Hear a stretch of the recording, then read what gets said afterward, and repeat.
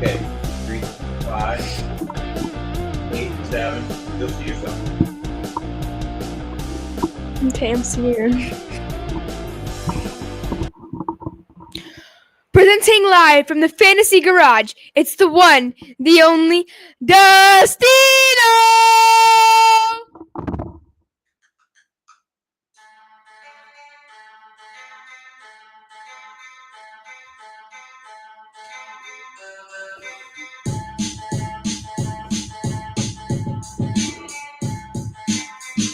We're live, ladies and gentlemen.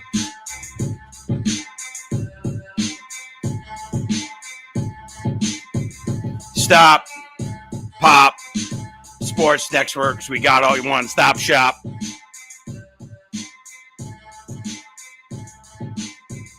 Stop, pop, sports network. You one stop shop.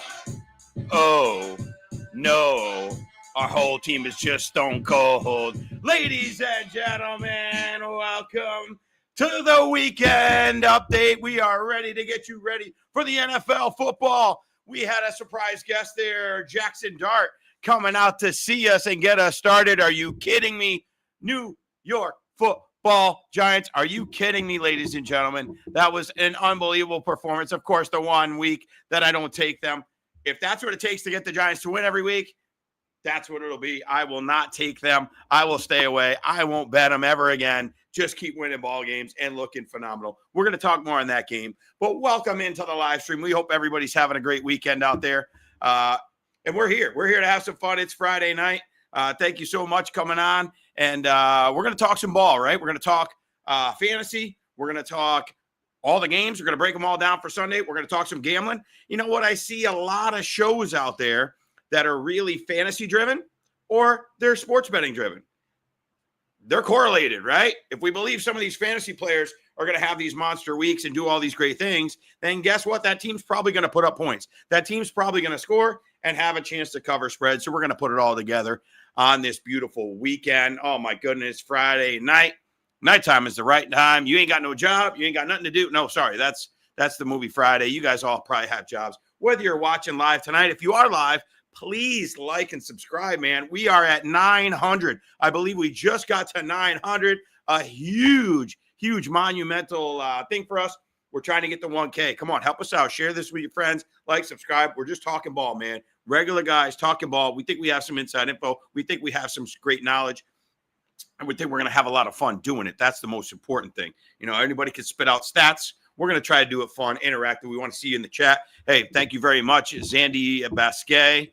Let me see how to do this. Zandy, thank you, man. Appreciate you. Not sure who you are, but appreciate you, man. You could be any of the world, but you're here with me, so I appreciate that. You got any questions about fantasy, sports gambling, any of the injuries going on, anything NFL-driven, please don't hesitate to ask. And again, hit that like and subscribe. We're happy to have you on here. All right, ladies and gentlemen, I'm Dustino. This is my first show. This is my first show here where I'm going live on my own, being my own what do you call it? Editor, whatever you want to call it, producer. So bear with me if there's any mistakes. I hope it's going pretty smooth, but this is my first time me, first time you. So we're going to learn it all together, man. You see the jersey. We'll get to that later. I've been hanging on to this for a while, and it's finally time to break it out because Michael Mayer season. We'll get to that in a little bit. Now, welcome into the show. Want to give you a little background, okay? My name's Dustino, okay? That's what everybody called me growing up. Grew up around a lot of Italian families, a lot of Hispanic families, Puerto Rican families. My name's Dustino. Everybody, Dustino. All the parents call me Dustino. All my Mexican friends, all my Puerto Rican friends, all my Italiano friends, everybody, Greek friends, right? Got friends of every background in the world. Always Dustino. So I'm Dustino. That's fine. That's my alter ego, right? I'm Dustin during the week. I'm Dustin when I'm at work. I'm Dustin when I'm dealing with customers, teaching golf lessons. But I'm Dustino when it comes to having some fun, having a nice drink. Hey, let us know in the chat what you're sipping on. It's Friday night, man. Nighttime is the right time. Don't be afraid. In moderation, no drinking and driving. I'm at home. We're here in the Fantasy Garage, as my lovely daughter with the Jackson Dart intro said when she introduced me. So let us know what you're sipping on this beautiful Friday night. Let's keep the chat going.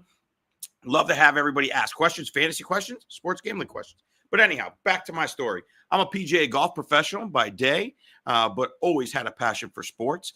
Used to be a sports writer. Used to be a sports broadcaster, doing a lot of different things. Always been loving around the game. Got a wife, 2 beautiful kids. So lots of different things going on. Oh, all right. Hold on. We'll pause for a minute since we got somebody in the chat. Looks like Tony Franco sipping on limoncello. Holy mackerel. You're going to have a fun night tonight, and you're going to have a rough time in the morning, my friend. Make sure you drink some water. That limoncello is no joke. That's some strong stuff right there, man. Ooh. And those Francos and those Dipolinas, they know how to make that limoncello. Trust me on that one. I've been over there for too many holidays and too many limoncello shots. So take it easy over there. Make sure you drink a water in between your shots of limoncello. All right. But anyhow, back to me. Golf pro, love sports, been around it, dad coach sports, just sports, not always love sports my whole life. And here you go. I know some friends who got this channel started, Pop Sports Network, which is a lot of fun. Got some great shows all different days, and it's growing. You know, there's going to be more shows coming. There's going to be Saturday shows, Sunday shows, whatever. They asked me what spot. A lot of those guys in their day jobs or in the service industry, guess what? They got to work Friday night, man. That's when they got to make the money. Friday night is the money. Saturday night's the money. Dustino, golf pro, totally different life. 5:30 in the morning, I'm up, home by 5 o'clock, 6 o'clock, 7 o'clock, sometimes long days, early mornings. I can help out and do a Friday night show. They asked me to come on and do a little guest spot a couple weeks ago on a Tuesday with TJ and Buff, my main men. Oh, my God, unbelievable show. Those guys are great. You got to watch them Tuesdays and Thursdays at 10 o'clock in the morning. Anyhow, they asked me to come on. They liked it. They liked what I had to see. I've got some street cred. I'm 7-1 my last 8 bets that I posted. Now, last night, come on. If you saw my short yesterday about Bo Collins and about Jalen Hyatt, those are plays. I'll take them as L's. I'm going to count the whole 4 as 1 L. Okay, so we'll say 7-2 because those are sprinkles. Those were, you put $5 on it, right? You're getting plus 800, plus 600. You put $5 on that. You're not risking the mortgage there on a plus 600 bet or plus 500 bet. But anyhow, it was a beautiful game. So we're here in what my daughter so apropos said, the fantasy garage, right? This is where the hangout is, man. When you're married and you're over 40 now and you got 2 kids, no room for you in the house. I'm in the garage, man. You can see all the stuff in the background, New York Giants stuff, Yukon Husky stuff, being from Connecticut. Bethpage Black, you see that up there? I was there. I was not one of the hooligans, okay? For the record, I was not one of the hooligans screaming and yelling at Rory, bleep you, Rory. That was not me, okay? I was cheering for my team. I may have had some colorful words for John Rahm, who I can't stand. We'll get to that to another day when we do a golf show, which, by the way, this is going to morph into. Obviously, as a PGA professional, got some golf background, golf knowledge. So we're going to do golf and stuff like that. Our main specialties on this show are going to be fantasy football, okay, sports betting, like I said, intertwine. We'll cover some college basketball when that season comes around, and we're going to cover golf, okay? NBA is not my specialty anymore. Used to be. Don't have all that time to be watching every single thing. We're going to also do a lot of baseball. I'm a big fantasy baseball player, multiple-time champion, but we're not going to get into that, right, Tony Franco? Anyhow, I got knocked out in the semifinals this year. That was a bummer, man, because my team was really coming out strong. But, hey, it happens. 1 week, anything can happen. But that's basically the basis of the show. As you can see, I'm in the garage. I've actually got the garage doors up here. Still light here. It might be dark for some of y'all up north, but down here in Florida, still light. Hey, this is going to be an organic show, right? I have not yelled, hey, don't come outside, don't whatever. I've got the greatest neighbors. I am so blessed. I have a great neighborhood that I live in. Anybody could come by at any time, all right? So anyone could come by at any time. It's going to be organic, right? My kids might come running by, going out to run and play with a friend, whatever. We just keep rolling, okay? We're doing this live. We're going to keep it rolling. We're going to keep it interactive. We're going to keep it fun. So make sure that you, stay active in the chat. That'll help, right? That'll kind of guide us where we go. I have a plan. If you got some questions, you got something you want answered, we will shake it up, okay? We're more than happy to shake it up and just kind of move around, right? We'll go where the night takes us. We'll go where the high noons and the margarita take us, okay? But anyhow, let's get into what we're going to get into the crux of the show. We're going to recap Thursday Night Football. This is a Friday night show every week. We're going to recap Thursday night real quick. Then we're going to get into the games on Sunday, have a little chat, have a little discussion, and things of that nature. Make some plays. You'll get my plays right on here. You won't have to wait for one of those shorts. Remember, hit like and subscribe. All right, now, the New York Football Giants. What a ball game. And how nice is it to have some energy in that building? MetLife Stadium is a dump. I've been there. It's not good. But those 2 guys, Jackson Dart and Cam Scadaboo have reinvigorated life into MetLife Stadium. They put the life in MetLife Stadium, beating the defending champion Eagles. Oh, my goodness.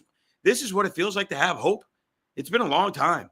It's been a long time since Daniel Jones debuted against the Tampa Bay Bucks and ran a couple touchdowns in and brought him to a victory. And I said, we got our quarterback. Oh, my God, Gettleman didn't blow it. We got our quarterback. Well, turns out he wasn't our quarterback for a multitude of reasons. And obviously, you see Daniel Jones, what he's doing now. You can't say it was Daniel Jones, right? Now, he could turn into a pumpkin. He might be catching people off guard. But I got to give props to Daniel Jones for being a pro's pro, resurrecting his career, and looking unbelievable for the Colts. I mean, he's got great weapons, there's no doubt. And the Giants always struggled with weapons. We always struggled with offensive line and really giving him any great weapons. And now, with young Scadaboo and Jackson Dart, God bless, that just makes me so upset that we lost Malik Neighbors. Oh, my God. We want to get into that. I had him in so many leagues, both redraft and dynasty. We'll get into some dynasty stuff later for all my peeps out there, all my crew, all my Hanushas out there. We'll get into some dynasty stuff. But, man, it would be so nice to have Malik Neighbors out there with Jackson Dart and building that growth. I don't have any aspirations or thoughts of making playoffs or winning divisions or anything this year. But what I'd love to see is the growth, and I love to see hope. And this Scadaboo guy, you want to tell me the importance, right, of 11 men on each side of the ball and how one guy on a 53-man roster can completely flip an entire team. That guy right there. That's playing with heart. That's playing with passion. That's playing with reckless abandon, okay? And that reverberates to the whole team, okay? You cannot tell me you've played any sport in your life and you got a guy next to you that's willing to literally bash his head into random objects and to just plow in there despite being 5'10" and just slightly over 200 pounds, and he's taking on everybody, that doesn't fire you up to want to do your job a little more. It absolutely does. You can see the energy from the rest of the team. And let's hope it's not a one-hit wonder. Let's hope we keep it going. But I'll tell you what, that is really nice going into the 10 days off before next Sunday's battle. Huge game. It's just so nice. It's so nice to have just some hope. You just want to have hope. You know, luckily I'm fortunate enough to be a Yankees fan, a Giants fan. I've seen, 4 championships in my life, so I can't complain. You're never going to hear me crying. Okay. But, it's been rough. It's been rough there. I can't, cry. I'm not a Browns fan or, some of these other teams that really have had nothing. But it's been pretty down in the dumps in football lately. And obviously, I'm a UConn Huskies basketball fan. So, we've had so many championships, not to brag, but I've been lucky with my teams. I haven't had too many that have just been down in the dumps where you feel like every season, season's over before it started, right? But now we've got some hope. Now we can build upon it. And this is going to save Daboll's job. If Daboll's going to keep his job, it's because he says to John Mara, hey, look, we found the guy. Let me stay the course with this guy and continue to grow. Bring in Malik Neighbors. Wandale's really showed himself to be a great slot receiver, number 2, number 3-ish guy. You've got Scadaboo in the backfield. You could always add to that. If they add another top receiver, decent receiver, we'll see how it pans out with Theo Johnson at tight end, things of that nature. The offensive line, much better, played great. I don't know how much it was the Eagles kind of packing it in. Man, did they look lethargic, but the offensive line played way better. And the big thing with Dart is the pocket presence, okay? I am so tired of these guys who win these underwear Olympics, as I call them, right, at the combine. They can throw far, but you got to have smarts. You got to be smart, you got to be accurate, and you got to have some pocket awareness. What I loved is the few times things, obviously he didn't have the greatest weapons at receiver last night. When those guys were covered and he felt a little pressure, he was able to make moves and get through. Great chat, great comment there from Tony Franco again in the chat. Scadaboo is Mark Bavaro at running back. Couldn't agree more. If you're old enough to remember, I'm 47, about to be 48. Oh, my Lord, I can't believe it. Anyhow, we'll get to that later. Another day. Mark Bavaro in the 80s, man. He was on the 86 championship team. Holy mackerel. That guy caught the ball and just ran people over. And that's kind of Scadaboo, man. He gets a head full of steam and he just runs. He's one of those guys. It's just infectious.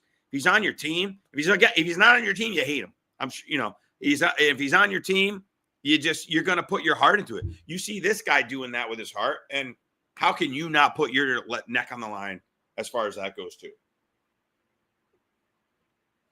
Anyhow, enough on the Giants.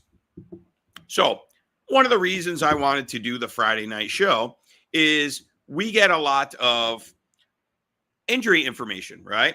We get a lot of injury information on Fridays. Now, teams can obviously make their final designations for the one. It's an hour and a half before the game, right? So Sunday morning, we got the Jets and the Broncos. By 8 o'clock, they have to announce their inactives. The 1 o'clock games, they have to announce it by 11:30. The 4 o'clock games, they got to do it by 2:30, right around 2:35, that neighborhood. If it's a 4:30 game, obviously 3 o'clock.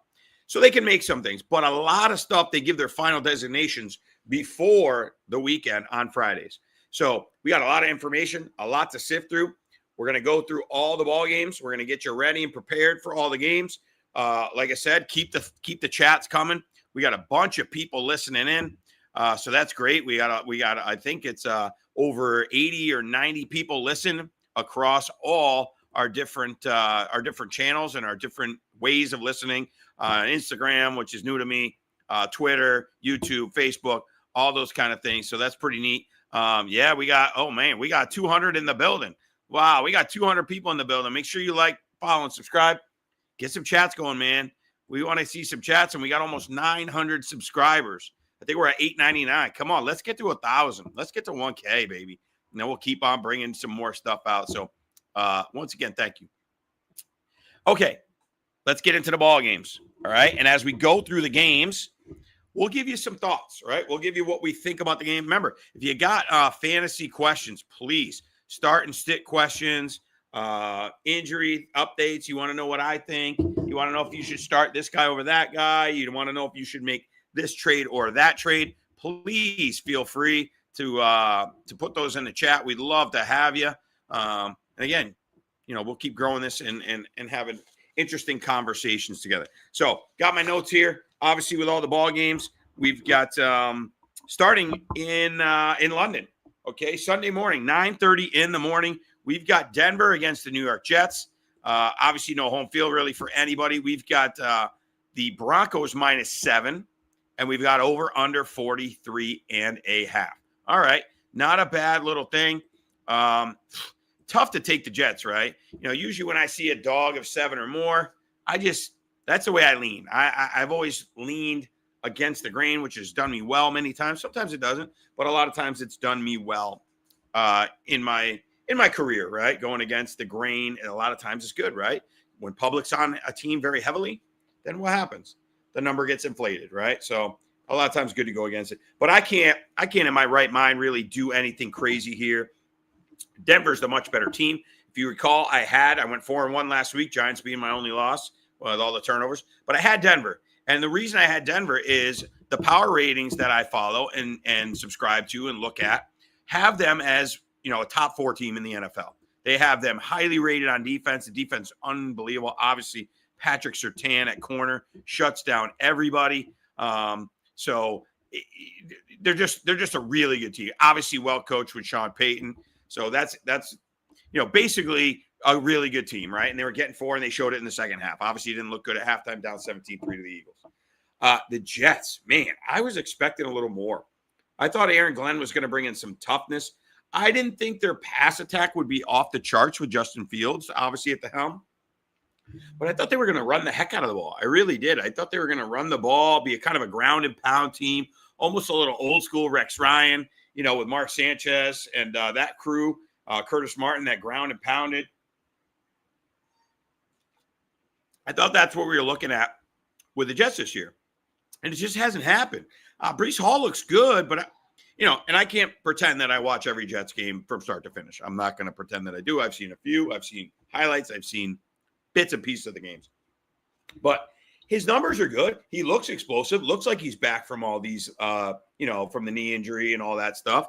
But I don't know what's going on. It is game script wise. Obviously, they had that great game opening day with the Steelers that they could have won, and just hasn't happened really. So just kind of disappointed. I don't know if you're a Jets fan or you got any thoughts on the Jets. Let me know. I'm going to stay away from this game. Injury wise, obviously you got Braylon Allen that's out for the season. So it's basically Breece Hall and Isaiah Davis. Garrett Wilson, be very careful with. Obviously, if you drafted Garrett Wilson in fantasy, you kind of have to play him, right? He's one of your top picks. Oh, there's Cameron coming in the house. We got Cam, the man, Scattaboo over there. Okay. You drafted Garrett Wilson high, right? If you're in redraft, you drafted him in the 3rd or 4th round or something along those lines. So therefore, you got to play him, but just temper your expectations. He's going to get Patrick Surtain, and that guy has been shutting down everyone. Man, Patrick Surtain is an absolute beast. He's been shutting down everybody. And we got the neighbors walking by. Beautiful evening. How we doing, everybody? As we continue this live stream here, we've got Patrick Surtain, who really shuts down everybody. So really temper your expectations with Garrett Wilson this week. I think you can fire up J.K. Dobbins with no problem whatsoever. I would get J.K. Dobbins in your lineups. Obviously, you probably already have him in your lineup. Fringe guys, Cortland Sutton should be up for the good. The Jets' defense has been bad, too. That's the thing with Aaron Glenn. So I'd fire up all your Denver Broncos. Troy Franklin is kind of a fringy player. Maybe you could throw him in. He's been getting some usage. But it's really, all right, you're playing Knicks. You're playing Knicks. If you're in a 1-quarterback league, I think you're still playing Knicks. Obviously, in Dynasty and Superflex and 2-quarterback leagues, he's an automatic. You're playing Dobbins. RJ Harvey, I don't think you can start unless you're in a pinch and you need a flex. He's kind of going to be – looks good in flashes, but J.K. Dobbins is so good until the wheels fall off. So they're going to ride J.K. Dobbins. Harvey, game script-wise, maybe this is a game where they get up big and you see a little more Harvey. It's possible, but I don't think you could confidently start him in a redraft league. Obviously, if you have a deep league and you got flexes, you can throw in Harvey and play him. The other receivers other than Sutton, nothing. Evan Engram. Evan Engram's a good guy to talk about. He's been getting some usage. He's starting to get a little more active. He's getting more healthy, the quote-unquote Joker role. But I believe he had, he had a couple touchdowns this past week. Not a couple touchdowns, but he had a touchdown, I should say. So he had a touchdown. So Evan Engram kind of emerging as a tight end you could play. The tight end position is just so garbage, right? And, the one guy that you think you got is Brock Bowers, right? And Trey McBride and stuff like that. And it's just a hit or miss position. Anybody who's played fantasy with me knows that I kind of punt the tight end position. I mean, I do have some of these guys. I do have some Bowers. I do have some McBride. But after that, if you don't have like one of those top 2 or 3 guys, I really feel like it's just like, good luck, right? Good luck predicting who's going to get it that given week. So Engram, 4 for 33 and a touchdown. He's on the field a little bit more percentage of snap-wise. So Engram is kind of rounding into shape. So that's my thoughts. No bets for me on Denver Jets. Let me know if you got a play. You like Denver -7? A lot of people do. You like the Jets +7. I don't see anything really. There's nobody that really stands out to me as like a home run player prop. Most of my player props you're going to still get on the you're going to get those on those short videos, when I have time to really get in depth and look at the numbers, getting closer to game time. But I don't see it's kind of a stay away. I understand it's kind of one of those ones that it's a standalone game. So when it's a standalone game, we really want to get action in on it, right?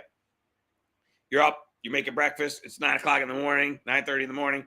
So you want to sprinkle something. If I had to, maybe I tease the Broncos down to a 1, do a 6-point teaser, get the Broncos down to 1, right? I got to think they're pretty live to win the game. And then what you could do is you could always tease it with one of my underdogs, which we'll get to later that I like. We're going to give you 5 or 6 plays today. That'll be my official plays, the official Dustino picks. As one of my friends said, I should call them the Dustbuster picks because we're cleaning up. So I kind of like that one. So the Dustbuster picks will be cleaning up. We'll give those to you at the end as we go through the games. But no official play on this Jets and Broncos game. Next ball game, interesting one. The Los Angeles Rams, again, another team that I'm very high on, at the Baltimore Ravens. The Rams are -7.5, and the over-under is, give me one moment on the over-under. I apologize. As we go back, I was looking at this Broncos-Jets game. So it's 7.5 Rams. Remember that, these live bets, man, holy mackerel, they changed quick. Actually, it went down to 7 Rams. 7 Rams and 45. Now, a lot of weather. A lot of weather going to be in the Baltimore area going up the East Coast. A lot of rain and wind is what they're calling for. No Lamar Jackson. And the Ravens are really, really beat up. So that's the big injury news. No Lamar Jackson and bad weather. Those are the 2 big stories with this ball game. So no Lamar Jackson. It's going to be Cooper Rush again. Yikes. And then Tyler Huntley they'll bring up from the practice squad in case Rush looks terrible again. Rush looked decent when he used to come in for Dak Prescott and the Cowboys or for Dallas, but did not look very sharp this past Sunday as they got blown out by the Texans. Tough defense. Now, this is borderline official play. I will let you know at the end when we do the official plays. I like the Ravens plus 7.5. I don't like that it just came down off the 7.5, but that means, hey, maybe some smart money's coming in on those Ravens. They're just a beat-up team that everybody's beating on. The one thing I don't love, though, is the Rams with extra rest. Remember the Rams lost the previous Thursday night? So they've got 10 days rest. I don't love that, so that might keep me off official play. But if I had to, first of all, I love home dogs. Second of all, I love teams after getting blown out. We saw it with the Falcons. Got blown out by the Panthers, came back big win. We saw it with the Panthers. Panthers got blown out by the Patriots, come back with a big win. It happens all the time. Happens all the time. Team gets blown out, the number gets inflated, and you get a better performance. These guys are professionals. They don't want to be, embarrassed as we switch over to the margarita here. Pour a little liquor out for my New York Yankees. We'll get to that another day. Probably in the offseason when hopefully Boone's gone, but I doubt it. Okay, so I like the Ravens a little bit. Again, just a beat-up team, and you're going to give me points. We'll decide. And bad weather. Bad weather, right? Stafford, bad back. Slippery ball, anything could happen. A punt could get muffed. A punt could get a field goal kick could get blocked. A ball could slip through a receiver's hand and go to the other team. So whenever there's bad weather, that gives an opportunity to the underdog, right? That gives the underdog a fighting chance. You put this on a neutral field. Clearly, the Rams are a better team, especially without Lamar, who's officially out, by the way. So remember to make those moves on your fantasy teams. Lamar Jackson is officially out. Looking like, I believe they have bye next week, so probably after the bye, which is what everybody thought anyway. So that's not really breaking news. But I like 7 points in crummy weather. Quite honestly, Baltimore-type weather, right? Derrick Henry, a gazillion carries. If they can get the ball running, I think you'll know within the first 2 drives. If they're able to run Henry and get a few first downs, and run the ball and kind of muck the game up and use the clock, they'll have a chance. If they go 3 and out and Henry's getting stonewalled and the offensive line gets 0 push whatsoever, this is just a prideful team, these Ravens. And Harbaugh's a prideful coach. He's been around forever. This is as bad as I've ever seen them play in a long time. So we'll see if it's a play. Let's talk. We'll talk a little bit more about these other games, and then we'll decide if it's going to be a play.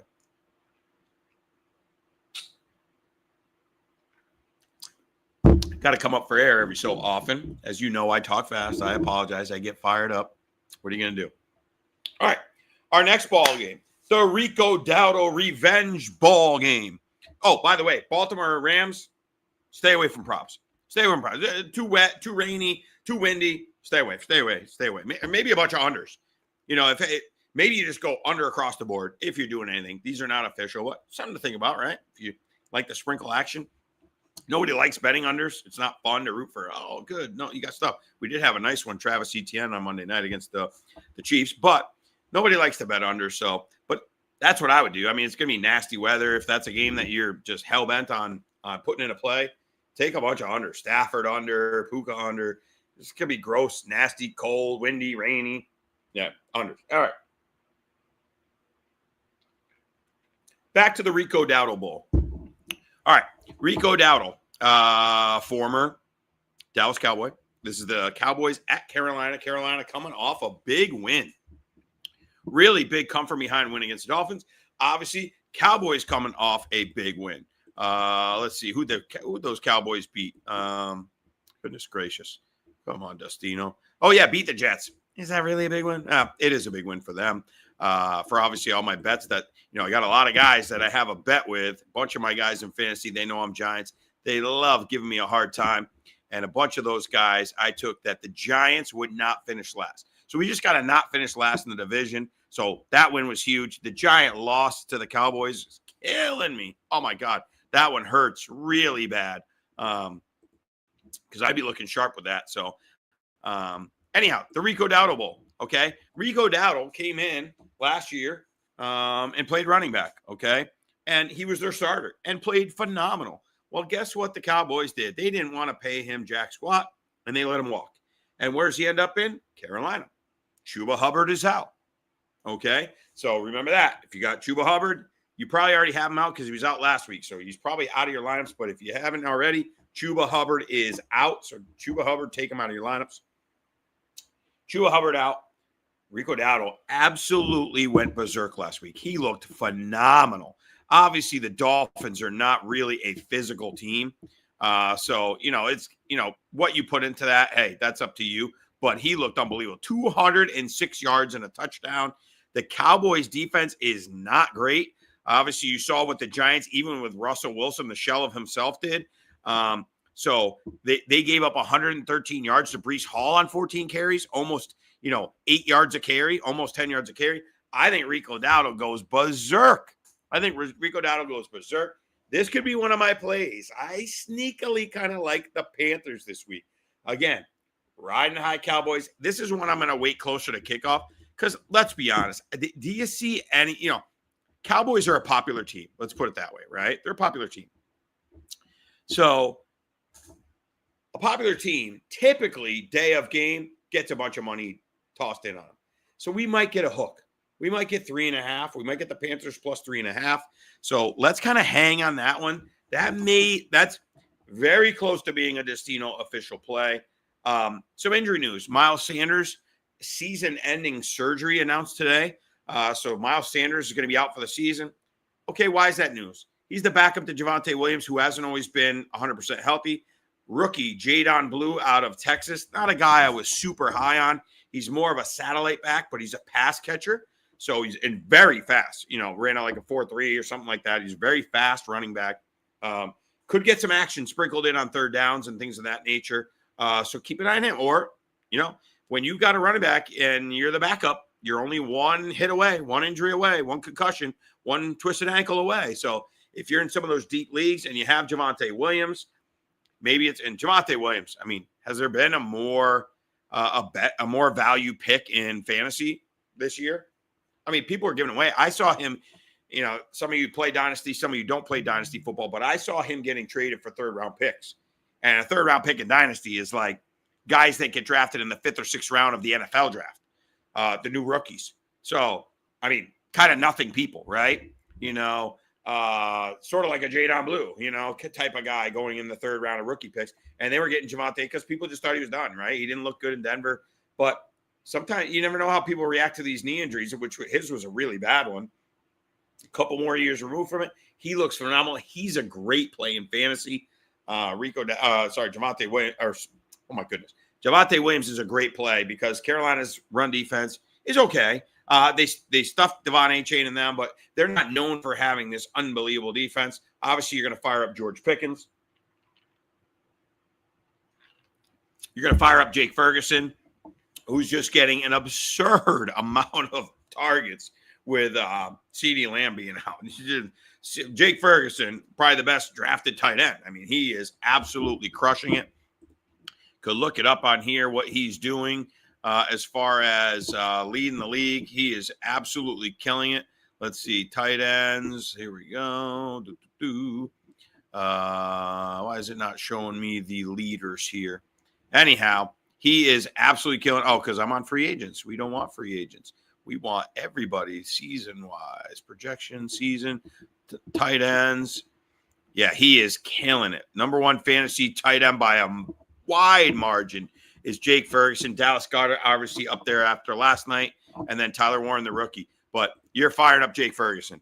Good props, Jake Ferguson. I mean, I don't know if they can make the props high enough. So I don't blame you for taking Jake Ferguson. Interesting, Ryan Flournoy had a huge game. He was a deep sleeper of mine that I really liked as an undrafted free agent, or he might have been 7th round, but he was either 7th round or undrafted free agent. Kind of an interesting guy, very talented, some good numbers. You grab him and stash him, see what happens, see if you get some more injuries throughout the year. But he's nobody that I would be rushing out to go add to your fantasy rosters right now. And then as far as we go with the Carolina Panthers, you're firing up Ted McMillan. It looks like Jatavian Sanders is a game time decision. So Jatavian Sanders / Tommy Tremble. You got to be desperate to play one of those tight ends, not guys that I'd be rushing to play. You're playing Ted McMillan, who looks phenomenal. And against that Cowboys defense, you want your pass rushers in there. So absolutely make sure you fire up those guys because those guys are going to kill it, especially Ted McMillan. I think he's just an absolute animal out there. I would play him 100%. I was trying to see what's going on with Xavier Legette. Okay, looks like Xavier Legette will play. You got to be pretty desperate to play Xavier Legette there. He did have a touchdown in a decent-looking game, but he's kind of been hit or miss. He's one of those guys, if you got to throw him in a flex on a bye week, you do so, right? We got the Vikings and we got the Texans on bye. If you're hurting, you might throw Legette in there against a terrible pass defense. All the other pass catchers, I don't see much going on with them. I wouldn't go nuts. Let me take a quick peek because I know Jalen Coker, who is a big sleeper for a lot of people. A lot of people were thinking he's back. He's questionable. So I wouldn't rush to play him his first game back. That's just me. But if you're in a league and you want to stash a guy, a lot of people are really high on Jalen Coker. And again, you want your pass catchers against the Cowboys. Cowboys pass defense is awful. So fire up your Bryce Young, perhaps, certainly in a 2-quarterback league. If you're in a 1 QB league, it's hard for me to say. If you're going to play Bryce Young, it all depends on who your other options are. Make sure you put that in the chat if you want to find out if I'd prefer Bryce Young or your guy. But Bryce Young could be a good play. All right, we're taking way too long in these games.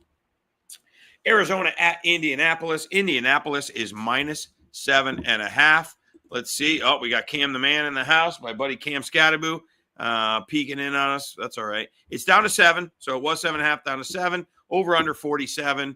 Kyler Murray did practice today. He did not practice Tuesday, Wednesday, or Thursday, which brought up a lot of speculation. Jacoby Brissett, the old veteran, getting a lot of the first-team reps after their terrible loss to the Titans. But Kyler Murray did practice today in a limited fashion. He's officially questionable. That's when you're going to have to wait till game time. Make sure you have a contingency plan. Luckily, this is a 1 o'clock game. So it's not like one of those 4 o'clocks where it's like, oh, God, if I don't make a decision at 1, I got to ride Kyler and then I don't have a backup. But have a backup plan ready. That's when you want to make sure you look at 11:30, go to the inactives list, take a look and see what happens with Kyler Murray. Quite honestly, yes, Kyler Murray is a better quarterback than Jacoby Brissett. I will tell you that 100%. However, the guy runs a lot. And he really has not been supporting his receivers very much. He's been doing okay, but Trey McBride's been kind of a disappointment. Marvin Harrison Jr. with the drops and stuff. What are they doing? Oh, God. I'm going to go nuts here. What are they doing with Marvin Harrison Jr.? You drafted the guy number 3 overall. The first drive of the game, boom, boom, boom, boom, boom. Marvin Harrison touchdown. And he never got the ball again. He barely got any targets after that. He got 6 targets. That guy with that offense, it should be funneled like the Rams do with Puka and Devontae Adams. It should be McBride and Harrison just getting pummeled with targets. There should not be a game, unless they're up 30 points, that those guys don't get 10 targets each. It's ridiculous. It's just absurd. It's malpractice that they don't do that. So maybe Brissett, the less mobile quarterback, the more pocket guy, trailing, right? They're predicted to be down 7. 7-point underdog. Maybe he unlocks Marvin Harrison and McBride. We certainly need it if you're a fantasy manager that has those guys.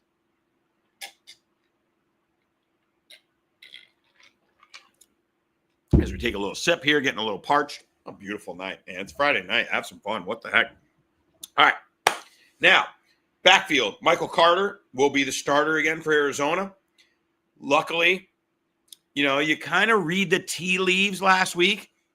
Michael Carter on Twitter. Well, it was on an interview, but I saw it on Twitter. Or X. I still call it Twitter. Old school. Was the starter. Okay. A lot of people thought DeMercado. They thought maybe somebody. Michael Carter got the lion's share. Now, was he out of this world? No, but he got a touchdown and he got a lot of touches, right? And what are you looking for in a running back? Touches, right? I think he's a great flex play. If you have somebody on bye, the Texans and the Vikings, there's only 2 teams on bye, so hopefully you have other options. But I think he's a great flex play. I see him getting 15 touches. He's got speed. Maybe he breaks one. Maybe he catches checkdowns for Brissett. And like I said, I almost want to see Brissett with McBride and Harrison because, quite honestly, Kyler hasn't been doing a whole heck of a lot with them. You know, the one thing that Kyler can do is run, and if he's got a bum foot, they're probably not running. And I don't know how good that is for your McBride and your Harrison. Nobody else on the Cardinals really worth talking about. They've got nothing else as far as a 2 and 3 receiver. None of those guys are playing. Indianapolis, interesting team. Let me look up Alec Pierce. I know he's been out the last couple of games. Alec Pierce has been missing. Last week, they kind of benched my boy, Adonai Mitchell. He will play. So Alec Pierce is back in. So it's going to be Pierce, Downs, and Pittman. Pierce is a hit or miss. He's a boom bust. You know, if you're in a pinch, if you're in a tight spot, go for it. You know, you could give it a shot. But he's not somebody I'm like, you know, I'm not like super fired up to play Alec Pierce. But Pittman and Downs, decent plays, especially with a high implied total. And you don't have to worry about weather. You know, they're playing at Lucas Oil, so they're going to be in nice weather. Daniel Jones, good play on the ground. Jonathan Taylor, obviously, is having a monster season. You know, a lot of people get down on him because he doesn't catch a ton of passes as a running back, but he's been catching passes this year, and he's just been so dang efficient. If I remember correctly, I got to look it up, but I'm pretty sure he's the number one running back in the NFL. Let's see, stats-wise, running backs. Let's click off of free agency. I'm pretty sure he's number one fantasy point-wise. He's number two, Christian McCaffrey, and McCaffrey gets him with all those catches. So, yeah, Jonathan Taylor, you're firing him up. He is a great play. He's probably a great play for his over-under, taking him in some props. I mean, let's see. Let's go. Let's have a little fun here and see what the props are. You have to bear with me because I'm using the desktop version because obviously nobody wants to see me twiddling around with my phone. But usually I do it on my phone, which I know where everything is. All right, rushing yards. Michael Carter, 50.5. Jonathan Taylor, 86.5. That's a lot high number, but I still think obtainable, right? What I like doing is if you're really strong on a player, take one of those like to get 100s, right? If you think a receiver like is going to get like, you know, let's say his over under is 35 yards, take that over 45 thing and you usually get plus money. You know, I love those plus money ones because, you know, you hit the plus monies and then all you have to do is go 50%, right? If you're taking a bunch of plus 120s and plus 140s, you can go 50%. You don't even have to be that good. And you can, you make out on some money. And then if you hit them all, then you're doing really good. All right. So that's what I got there. Pittman, let's take a look at this. Hold on. I got a funny feeling about a Josh Downs game. Josh Downs is a player that I really like, super duper talented. He gets kind of lost in the shuffle because they have so many weapons there. But I just got this funny feeling. Over 38.5 yards. I like that a lot. I like Josh Downs. He's been getting a little more involved. I just see him working underneath. The Cardinals have decent corners. Yeah, I like that. Look at that Josh Downs over 38.5.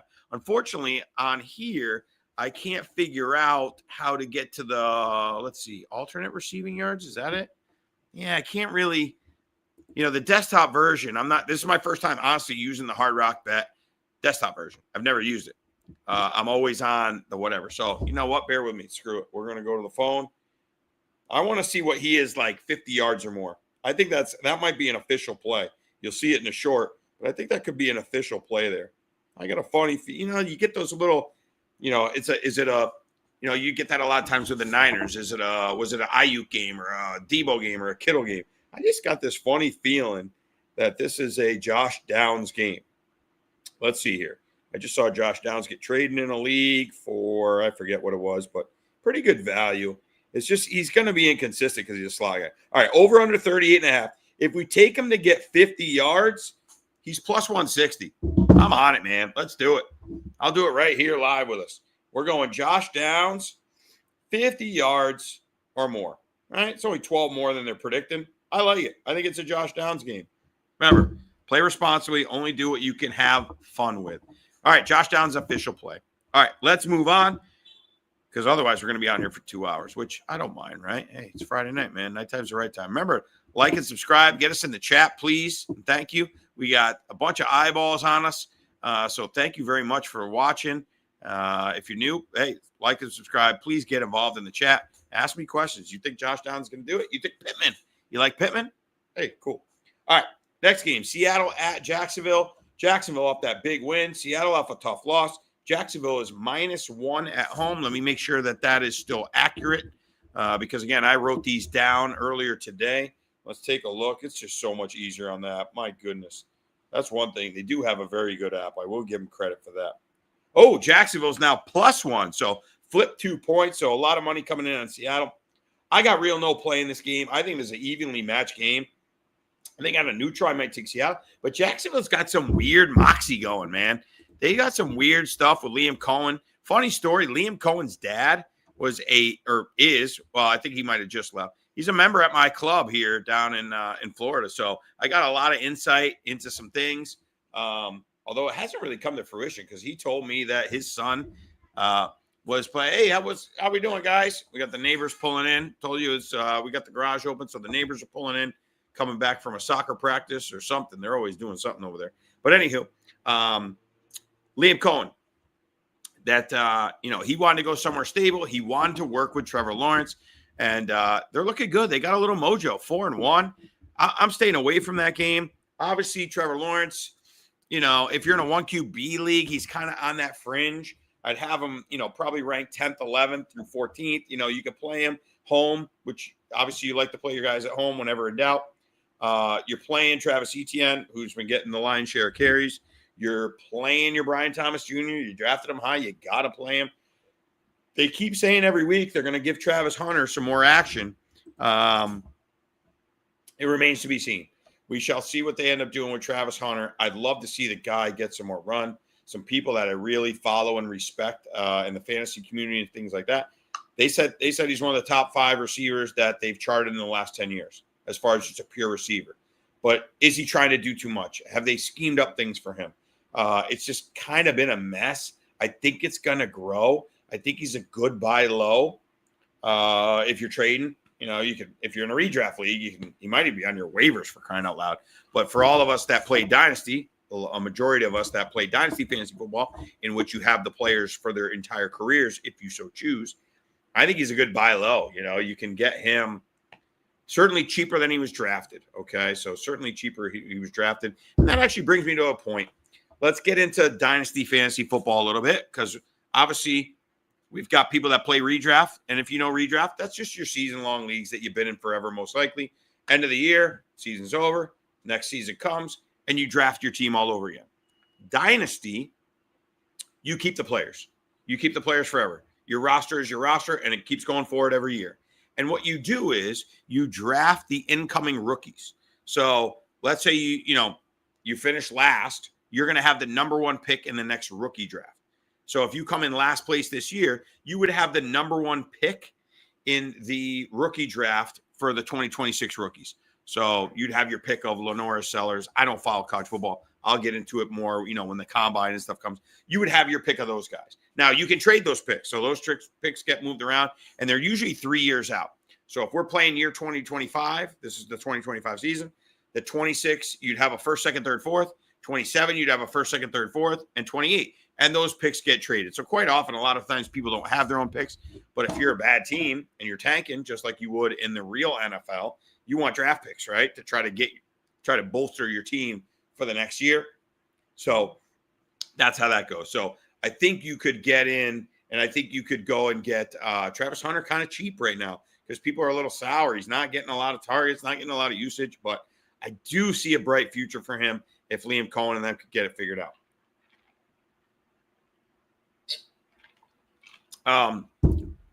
You're obviously playing Travis Etienne, the Brian Thomas Jr. playing.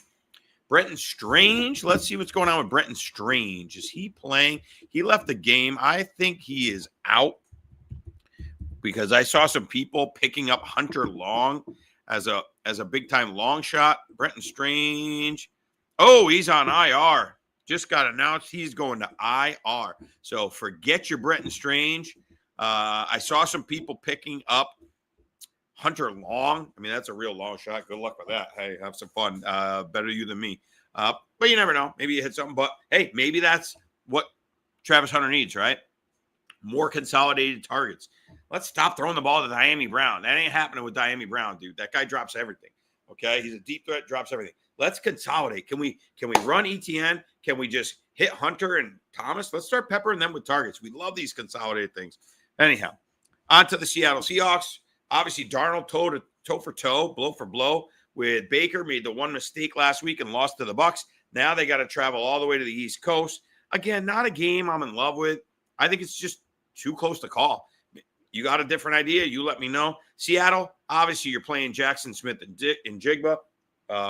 Guy's unbelievable. And I don't have enough of him in Dynasty. I'm in 14 Dynasty leagues. Don't tell my wife. But I wish I had more of him. Actually, I don't know if I have any. But I got him in 2 redrafts this year, and he's carried me. Jackson Smith and Jigba is so smooth. Shout out to my boy RJ, Richie Rotante, my neighbor. You know, you never know. It could be a night. He might cruise by. I told you, this is organic. We got the garage open, so anybody could come by at any moment, talk ball with us. But he was big on Jackson Smith and Jigba. He's a personal trainer, you know, works with high-end athletes. The guy's unbelievable trainer. I mean, if you got like a sore back, the guy will fix you in about 2 seconds. But anyhow, or you got anything sore, you got heartburn, he'll have you do a stretch and your heartburn's gone. It's nuts. But anywho, he loved Jackson Smith and Jigba watching his combine. He's real big on the way people's bodies move. And he just said, that guy is smooth as silk. I didn't listen. You know why I have a sour taste for Jackson Smith and Jigba? Just from college, right? He opted out of the bowl games. They're going for a national championship. And this dude opted out. To me, that's just, it's still in my head. The guy's unbelievable. It's still in my head that, like, come on, man, you're going for a championship and you're opting out for the draft. I just can't see turning your back on your teammates to opt out, you know, for the NFL draft. So that still gives me a sour taste, but he's great. You're firing him up. No real other guys. AJ Barner looks good. He's one of those any tight ends. Good luck. If put it in the chat, man. If you think you can predict tight ends, be my yes, because it is the most unpredictable position. It drives me absolutely insane, tight end, because AJ Barner could come out and go 2 for 18 this week, or get skunked, or he could have 2 touchdowns. Who knows? But he looked good. I'll give him credit. Hey, he did a cool little robot dance. You know, that was cool. Got everybody fired up. Now, so for that game, that's where I'm going. Ken Walker, it's real frustrating because they keep bringing in Charbonnet to plow ahead for 3 yards in a cloud of dust when Ken Walker is so dang explosive.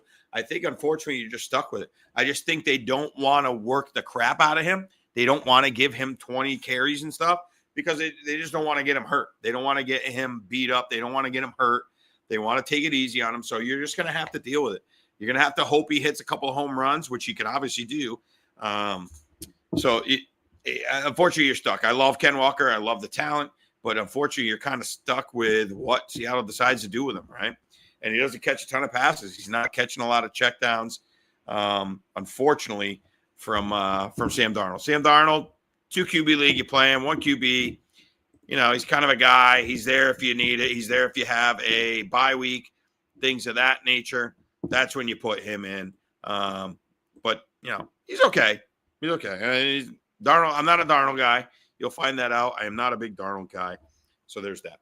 LA Chargers at the Miami Dolphins. The LA Chargers, when I last looked, were -3.5. Let's see if that's held true. How about a fall from grace for the Chargers, right? Losing to the Giants, losing last week to the Commanders, and barely scoring any points. Didn't score any points in the second half. Wow, did they look bad? And now they have Omarion Hampton out. We've got Hassan Haskins. We now have Naheem Hines getting called up from the practice squad. And then we also have Kamani Vidal. Hey, good luck. I'm not in love with any of them. Haskins, I guess, is probably going to be the primary back, with Vidal and Hines probably doing third downs. But if you're in a jam, if you lost Hampton, I'd try to find another way. I don't see anybody emerging and just taking over this backfield and going berserk with it, unless they make a trade, which is certainly possible. Quentin Johnson. I know Quentin Johnson is questionable. I know he's battling an injury. Let me see. Quentin Johnston. I know I saw that earlier. Yeah, QJ's fighting a little injury. He's questionable, so you're gonna have to watch that in the morning. He's been a steal. Oh my goodness, has he been great? I actually really liked him coming out of college, but then he had all those drop issues in preseason and last season, just dropping passes left and right. But he's really emerged. If he's out, fire up your McConkey, fire up your Keenan Allen. Old man Keenan still going strong. I think McConkey has a big game. He's a guy I'd look to play. Maybe some prop bets, especially if Quentin Johnson ends up missing the game. I would really fire up some Lad McConkey. I think he's due. He's too good. He's due, but he's healthy. My worry about Lad McConkey, which it always has been in dynasty leagues and long term, is a lot of injuries. Had a lot of injuries in college. He's kind of a smallish guy. I think he's great when he's out on the field.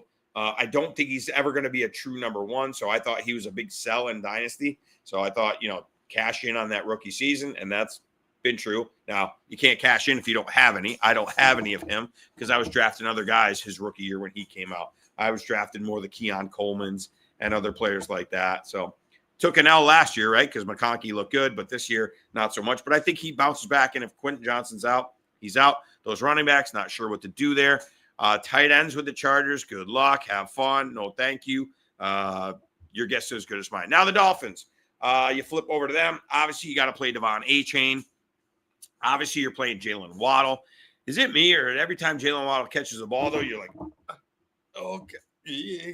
Every time he catches the ball, man, it's like, is he going to get up? Is he going to get up? And he seems to limp every time he catches the ball. So makes me a little nervous there. But hey, he's the number one guy. He's going to get peppered. And how about Waller the baller?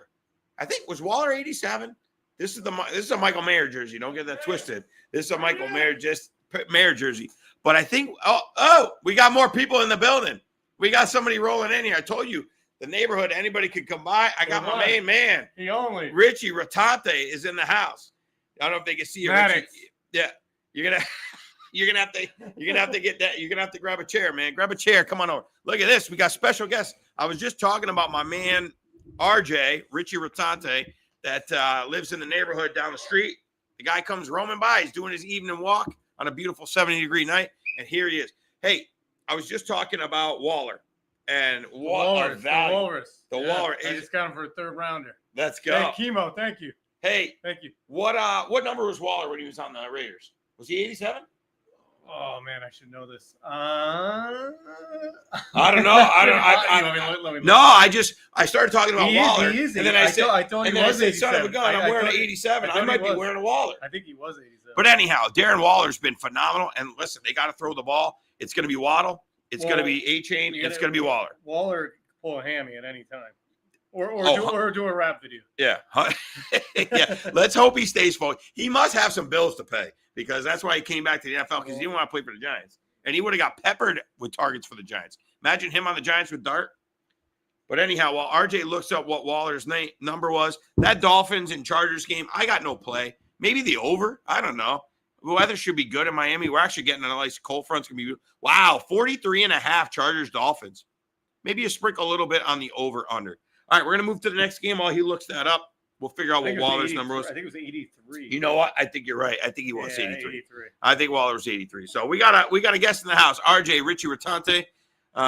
He's a huge Raiders fan. Timmy Brown, 81. And I'm wearing the Raiders because this is, and we'll get to it very shortly. Oh, where'd you this get that? is the Michael Mayer breakout game. Brock Bowers is gone. It's going to be Michael Mayer time. He's the second best tight end I've ever looked at and scouted. And I got the jersey, and I've been waiting for this moment. I've been waiting for this moment my whole life. And Mayer gets his chance to finally be starter. We're going to get to – we're almost to that game. We'll cruise through these other ones.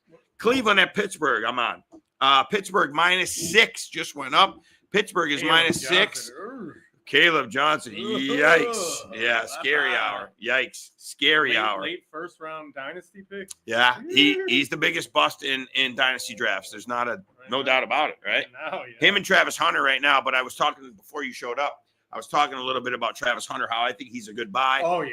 Oh, he moves like he's a great mover. I told you he was all about the movement, didn't I? Oh, I was talking about buy. Hey, he's a buy. What receiver? Because you weren't watching, you just randomly walked down the neighborhood. I mentioned your name actually before you got here. Oh, nice. And I said, my neighbor's real big about movement, blah, blah. Who is the smoothest receiver you saw in the combine the last 2-3 years? JSN. Not even close. Not even close. Did I have to say anything? I mean, he's just. This is not scripted, he's ladies smooth, and gentlemen. Smooth boy. This is not scripted. Go get him. I said it. 2 first. He loved JSN. Love JSN. So, and he's right. I'm wrong. Not that I didn't like him. I just hated that. I get weird on stuff. I hated that he opted out of the college playoffs and left his teammates hanging. And I just can't. I keep thinking about it always. I know. Play the game, man. I know. Love the game. Anyhow, we're going back to Pittsburgh and Cleveland. Kind of crummy weather there. Ugly game. Pittsburgh coming off a bye. Ooh, Mike May. Oh, yeah. Mike Tomlin is great off a bye week. I'm staying away, though. If anything, I would take Pittsburgh. I think Dylan Gabriel's a joke. I wouldn't be surprised we see Shedeur Sanders soon. I didn't see it from Gabriel. I don't know if you got up and early and watched that game overseas. Did you see the game against the Vikings? I didn't. I mean, he was airmailing guy. When he missed, he missed. I mean, it wasn't close. They were misses. And they traded Flacco. So. Yep, they got rid of Flacco and just announced today that Shedeur is the number 2. We're one step closer. He's going to see the field. They got to see what they got. I mean, people were banging the drum for him to be the number 1 pick in the draft. And he falls in the fifth. We have to see him this year. Yeah, you're going to see him. So if you're in some kind of deep league, you got to. I think he's talented, man. I really do. If you get him for a 4th rounder. Yeah. I think. 3rd rounder even. Yeah, 3rd rounder, you're fine. You're not going to get much in the 3rd round anyway. Most people that have him kind of have our mindset, so they're kind of waiting for a second or something like that. That's up to you, man. But I think he can play. Now, with that being said, I just saw on Twitter today. Take it with a grain of salt, and I can't stand this guy. They showed Deshaun Watson at some gym moving like a maniac. I mean, going back, moving through cones, throwing stuff. Yeah, I still think he's shot. He's mentally gone. Right. I think he's toast. But they are talking that he could play this year. He's not officially done for the year. So we'll see what happens. That's not a game I love. Obviously, Quinshon Judkins. I'm gonna take the L on Quinshon. No, Pittsburgh's favored by 6. Pittsburgh's favored by 6 over Cleveland. Quinshon Judkins has been unbelievable. You got to fire him up if you have him in a redraft league. Obviously, Dynasty, you're playing him. But Quinshon Judkins has looked unbelievable. Yeah. Holy mackerel, that guy's killing it. And you got to bench Judy. Yeah, you got to bench your Cleveland guys if you have better options. Yeah, I have a lot of Jerry Jeudy. Shares across my leagues, and he's getting killed. I'm praying Shedeur gets in there. And I don't like that tight end, those tight ends. Yeah. People love those. Fannin and Njoku, I was saying before you got here. It's all right. I mean, it's not a great play. Yeah. It's okay. Before you got here, I was talking about if you have Bowers, you have McBride, you have Ferguson. Yeah. After that, I mean, it's a crapshoot at tight end. Randomly, A.J. Barner has a big game. Randomly, Dallas Goedert will have a big game. You got to play it on matchups. So. You play matchups. Well, Walrus is a good. Waller's because Waller's just getting peppered. He's getting so much usage. Yeah. That's good. So you're really looking for guys who get targets. Now, I will say Gabriel did target the tight ends pretty heavy, which a lot of rookies do. A lot of rookies like to go to the middle. They don't like go to the outside. Yeah, right. He did pepper Fannin and Njoku, but I'm not in love with any of them.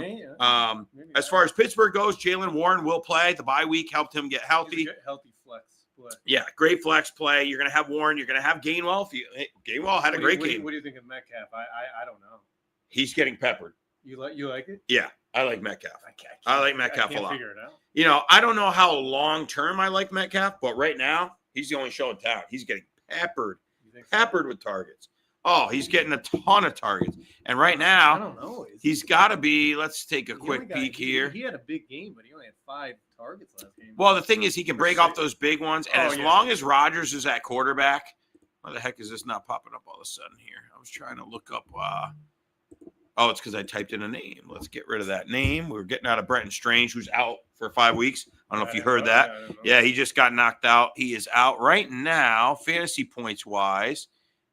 That's 220. That's projection. Here we go. Stats. Let's see. Metcalf.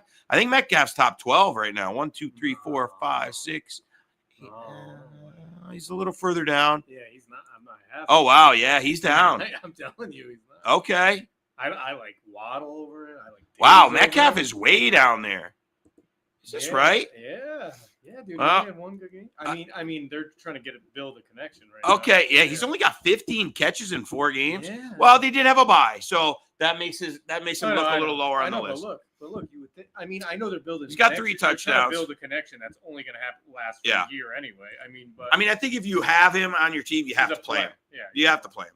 If you have him on your team, now is he somebody you're going out and trading for? Are you somebody you're buying him? Are you playing Steph Diggs or are you playing Mega? Steph Diggs. Yeah, me too. I like Steph Diggs. You He looked great. Olave or Mega? I'm playing Olave over Metcalf. Yeah, all right. But they're close. They're close. I know. They're close. When the thing we know about Rodgers is when Rodgers loves somebody, he's going to pepper him. Now, and the other thing that with Pittsburgh, there's no wide receiver too, and then Freiermuth and Jonnu Smith are kind of cannibalizing each other. So neither one of them is really a play. They're both killing each other. I do like the Warren, just safe, high ceiling. Yeah. High floor. Well, the thing, Warren is solid. I think they're going to split. They're good flex guys. That's all I can say. Now we get to New England Patriots -3 at the New Orleans Saints. The Patriots coming off the huge win against the Buffalo Bills on Monday night. Hey, that was a big one. That was one of my plays. I was 4-1, and that was one of my plays. I didn't even need the points. I had the Patriots +8. I just thought Vrabel as a dog is one of those coaches. This spread's sitting here still. Yep, still -3 as far as I know. Let me take a quick peek. Yep, it's a little bit of a scary game. It's one of those ones you think it might be a setup. Yeah, go for it. There's a high noon in the fridge. Go for it, my friend. It's Friday night, man. Nighttime's the right time. Yeah, I think there's one left over there. And I got a margarita going, so we're good. It could be a sucker bet, but I just think the Giants really outplayed the Saints. I watched the whole game. 4 turnovers is what killed the Giants. They should have won that ball game. The Saints, I don't see it. I still think they stink. Now, Kamara, big one. Make sure you pay attention. Kamara has been limited all week. Actually, hasn't practiced. He came back very limited this week. Today he practiced limited. He's questionable. So make sure you have a backup plan on hand in case he gets scratched. Kendra Miller's a great guy to have in redraft. Pick him up, put him on your bench. In Dynasty, I've loved Kendra Miller. He just can't stay healthy and stay on the field. Guy's explosive. He can cut. He can move.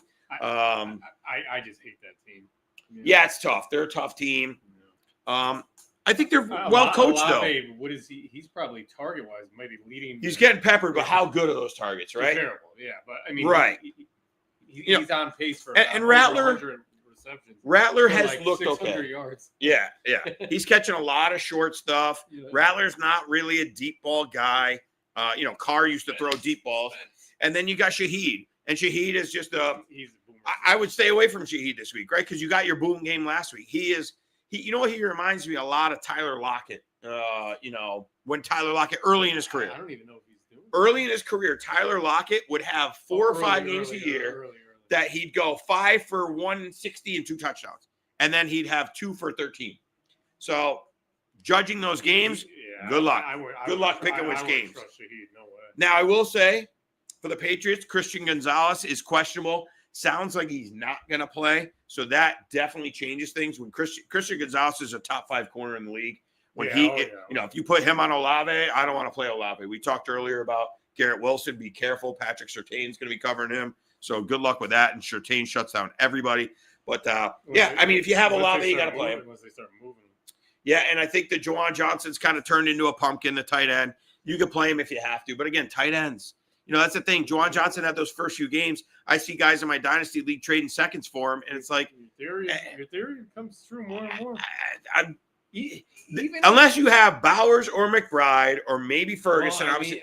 Tight ends are so year to year. McBride if you're spending second round capital, third round capital, or early third round. No, it's mostly second round. Oh, he's been a bust. McBride's been a bust. So far. Yeah. It's rough. I took him in a lot of. Well, I'm gonna get chopped. Yeah. Because of McBride. Maybe. Well, maybe we'll see what. Well, we talked about that earlier. The chop. We might benefit. Now, let me ask you this: since we have a new guy here, we talked about this earlier in the stream here. Would you rather see Kyler Murray behind quarterback or Jacoby Brissett this week? To benefit who? To benefit McBride. Jacoby Brissett. There you have it. Unscripted, ladies and gentlemen. I talked about that earlier. How if you own Marvin Harrison Jr. or you own McBride. You might want Brissett in there. And Kyler Murray's very questionable. He practiced limited today. He's going to be a game-time decision. Yeah. And did you talk about running back over there? Yeah, we talked about Michael Carter being the guy, but, more of a flex play. Yeah. DeMercado, they're saying they're not going to discipline him. They're saying he's going to play his normal role. Yeah, I don't believe it. It could be one of those things. Mitchell.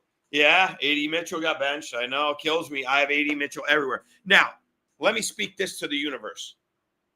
Please, New York Giants, trade a third or a fourth round pick and try to get A.D. Mitchell.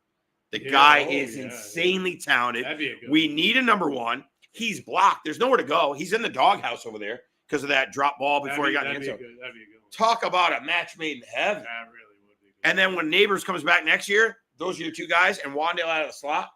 Anyhow, I like it. Something that came to my mind. Now, obviously, I'm a little biased because I'm in 14 dynasty leagues. I think I have A.D. Mitchell in 12. I love the talent. He's one of my favorite guys. Super talented. That's a good risk. That'd be a sweet trade, right? That'd be great.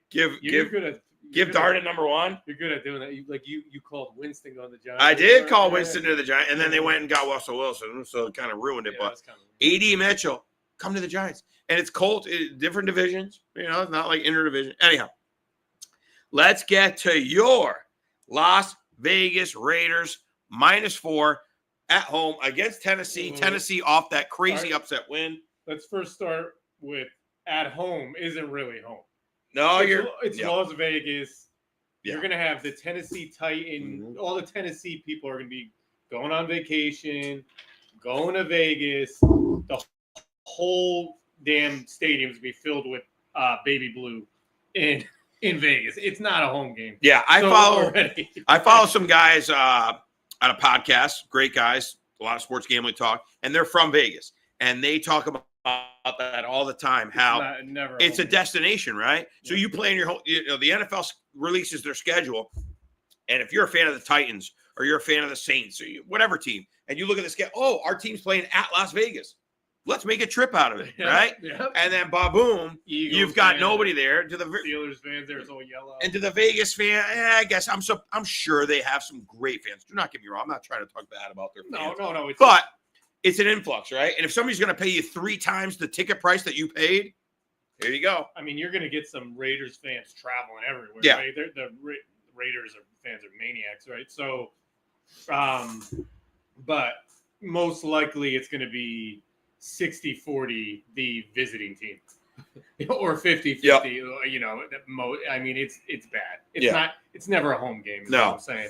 So never ever look at that. So here's my thing, and this is where I'm going to get some action here. I've got the jersey on, Michael Mayer. I've been holding it for a while. He was my second favorite tight end that I've ever scouted. I think he's super. Gino's got to turn it around. 100%. Tight end. Has he ever? I love Gino. Has he ever supported a tight end? Not really. Yeah, they didn't really have a great tight end in Seattle. He was Pepper and JSN and Metcalf. They had Fant, but Fant was always bagged up. Yeah. I hear what you're saying. Now, the thing is with the Raiders, they don't have many other options. They don't have a Metcalf and a Lockett. He likes Trey Tucker. He likes to throw the deep ball. I think this is a big Jacoby Myers bounce back. I had Jacoby Myers so high last week with Bowers out, and he let everybody down. I think he's bounced back. So I'm going to look it up here while we're chatting. Yeah, it's got to be Jacoby. I think Jacoby Myers is a great play. Over 55.5. Let's see what he is to get to 65. If you take Jacoby Myers to have 65 receiving yards, it's plus 120. I love it. That's a nice 50 to win 60 bet right there. They're going to want to get him. Let's see what they got my boy Michael Mayer on. I almost called him Meyer. 38. You think so? 32.5 for Michael Mayer. Pretty close, Richie. That was pretty close. 32.5 for Michael Mayer. I think he's receiving. I think they're going to get him in the game, get him pumped. Let's go. He's a pump guy. He's got a good big heart. He's good. The guy's fantastic. They're stuck with 2 of the greatest tight ends. But Bowers officially ruled out. I saw that came through today. He's officially out. What's his receptions? Was it 4? 3.5 receptions for Michael Mayer. I think he could do 4. I would say he would do 4. All right, there you have it. Richie Rotante likes Michael Mayer over 3.5. I don't want to go 0-1. Yeah. Well, we got plenty more. Now, give me your thoughts as a Raider fan. I watch some of their action, but I don't see every game. Obviously, we have a Raider fan here. I'm wearing a Raider jersey, but I'm not a fan. Unfortunately. Give me a little bit about Ashton Genty. Thoughts so far through 5 games? He's a bull. He's definitely a bull. He definitely is an athlete. We know, obviously. I mean, he's a pro athlete. But I mean, this guy could play. I mean, people are shitting on him. He's not. I mean, people are in the backfield and within 3 seconds. Like, it's just not. It's not an ideal situation for him right now. The run block. We need better run blocking. We need a better organized system on offense right now. It's just a mess. Is it the O line? Because we know Pete Carroll loves to run the ball. He's run the ball everywhere he's been. I mean, it is. Has he looked explosive? Do you think he looks too slow? No, he's got to pick up a little speed. But he looks like a bull. He could play in the NFL, and he could be really good in the NFL. I agree. I really do. I mean, he could be a workhorse, Josh Jacobs kind of guy. That's where I'm going with. Yeah, I don't disagree with you. I just think they need to figure it out. And it would help if they get into some better game scripts, right? They've been coming from behind so far, and obviously he can catch passes, but it's not his specialty. So, he went 14 for 67 last week. Not awful, but it's not what you were hoping when you drafted him super early, the 101 in dynasty leagues. He's explosive. He's not like Kenneth Walker explosive. Like what I see, to me, this is going to be a big Genty game. This is going to show me, not saying I'm betting Genty, but this will show me a lot because they're favored in the game and they're playing against a weaker opponent, right? So this should be a game that Genty cleans up. If he comes out and does 14 for 48 or 14 for 55, what did he do against the Bears? I'm going to be really sad. He went nuts against the Bears. Yeah. Last week against the Colts, they fell down early. All right. So I think he'll have a big game here. I think he's going to beat up on the bad defenses, the bad run-stopping defenses. But he's going to have trouble against. Yeah, because the O-line is just not so good. They're just not. Their O-line is not great, and the defense isn't great, so they're going to fall behind. Yeah, against the Bears, that was kind of his breakout game, quote unquote. Let's see if I got the box score. I will tell you right now about Jacoby Myers. 21 for 138. Jacoby Myers, you may not see it right now, but was, and I still think is one of the most underrated receivers in the league. Yeah, he does not drop a pass. Yep, ever. Not flashy. Gets the job done. He does. Yep, not flashy and gets the job done. We got somebody posting 6'7". I think that's how many yards they think Genty's going to get, 67 yards. So we got somebody posting 6'7" there. So hopefully 67 yards. Anyhow, this is a game. We'll let you know if we got an official play. Let's check what the over-under is on that game. Obviously, it's going to be in good weather because it's in the, what do they call that, the Death Star? Let's see, 41.5. I lean under. I don't see the Titans scoring a ton of points. If you have the Titans, you got to play Pollard, right? Pollard he's just a guy. You hope he gets in the end zone. He's not a bad team. He's a good flex play. He's a flex play. Very solid. RB2 if you went weak on RB. Yeah. Calvin Ridley broke out last week. That was nice to see. I have a ton of Calvin Ridley. I thought that was going to happen earlier. Me too. Yeah. And I think it's Alec. What's his name? Alec Iomanor. Yeah, he looks good. Yeah, he looks good. He's a rookie. I think he'll fade down a little bit. And the tight end, Gunnar Helm, tight ends, but he's getting a roll. He's getting some action. That Chigakonkwo, stop trying to make that happen, people. It's not happening. But I will say, it's not happening, as much as Chigakonkwo. People hated Will Levis. Cam Ward looks bad. He's done better. He did better his first 5 games. Cam Ward. It's hard for me to say. The coaches, I'm going to give him a pass. And here's the thing when you draft a guy that's 101, especially in Dynasty, right? If you draft Cam Ward, he's getting a pass this year. Right, he's going to be the starter next year. I don't know. He'll get 2 years. I haven't seen enough, and I just think the coaching staff is terrible. Yeah, he's got a rookie Alec Iomanor who's the number 2, and he's got a Calvin Ridley who, let's be honest, he's more fit to be a number 2, but let's see what happens. Let's give him some time. It's hard to get thrown. We get spoiled by these guys that get thrown out there and look good automatically. Doesn't happen for everybody. Got a lot of guys trying to take their lumps. He does seem poised. He needs a better setup. Like Caleb. Like look at that setup. Right. I mean, they're giving that guy everything. Like he's a. I've never seen a rookie walk into a better situation than Caleb. I mean, they set him up. If he fails, Caleb fails. It's on him. It's on him. because they set him up for gold. This is Raiders make or break. This is make or break for the Raiders, right? They're what, 1-4? You know what, dude? I'm so sick of them that I can't tell you what to do. I know. You're like me with the Giants. It's hard. But obviously the Giants last night, we got hope with Jackson Dart and Scattaboo, which we opened the show with. So we talked quite a bit about that. All right, next game is actually going to be a game I have a play on. I haven't revealed my 5 plays. I'm taking, and it actually went up in my favor.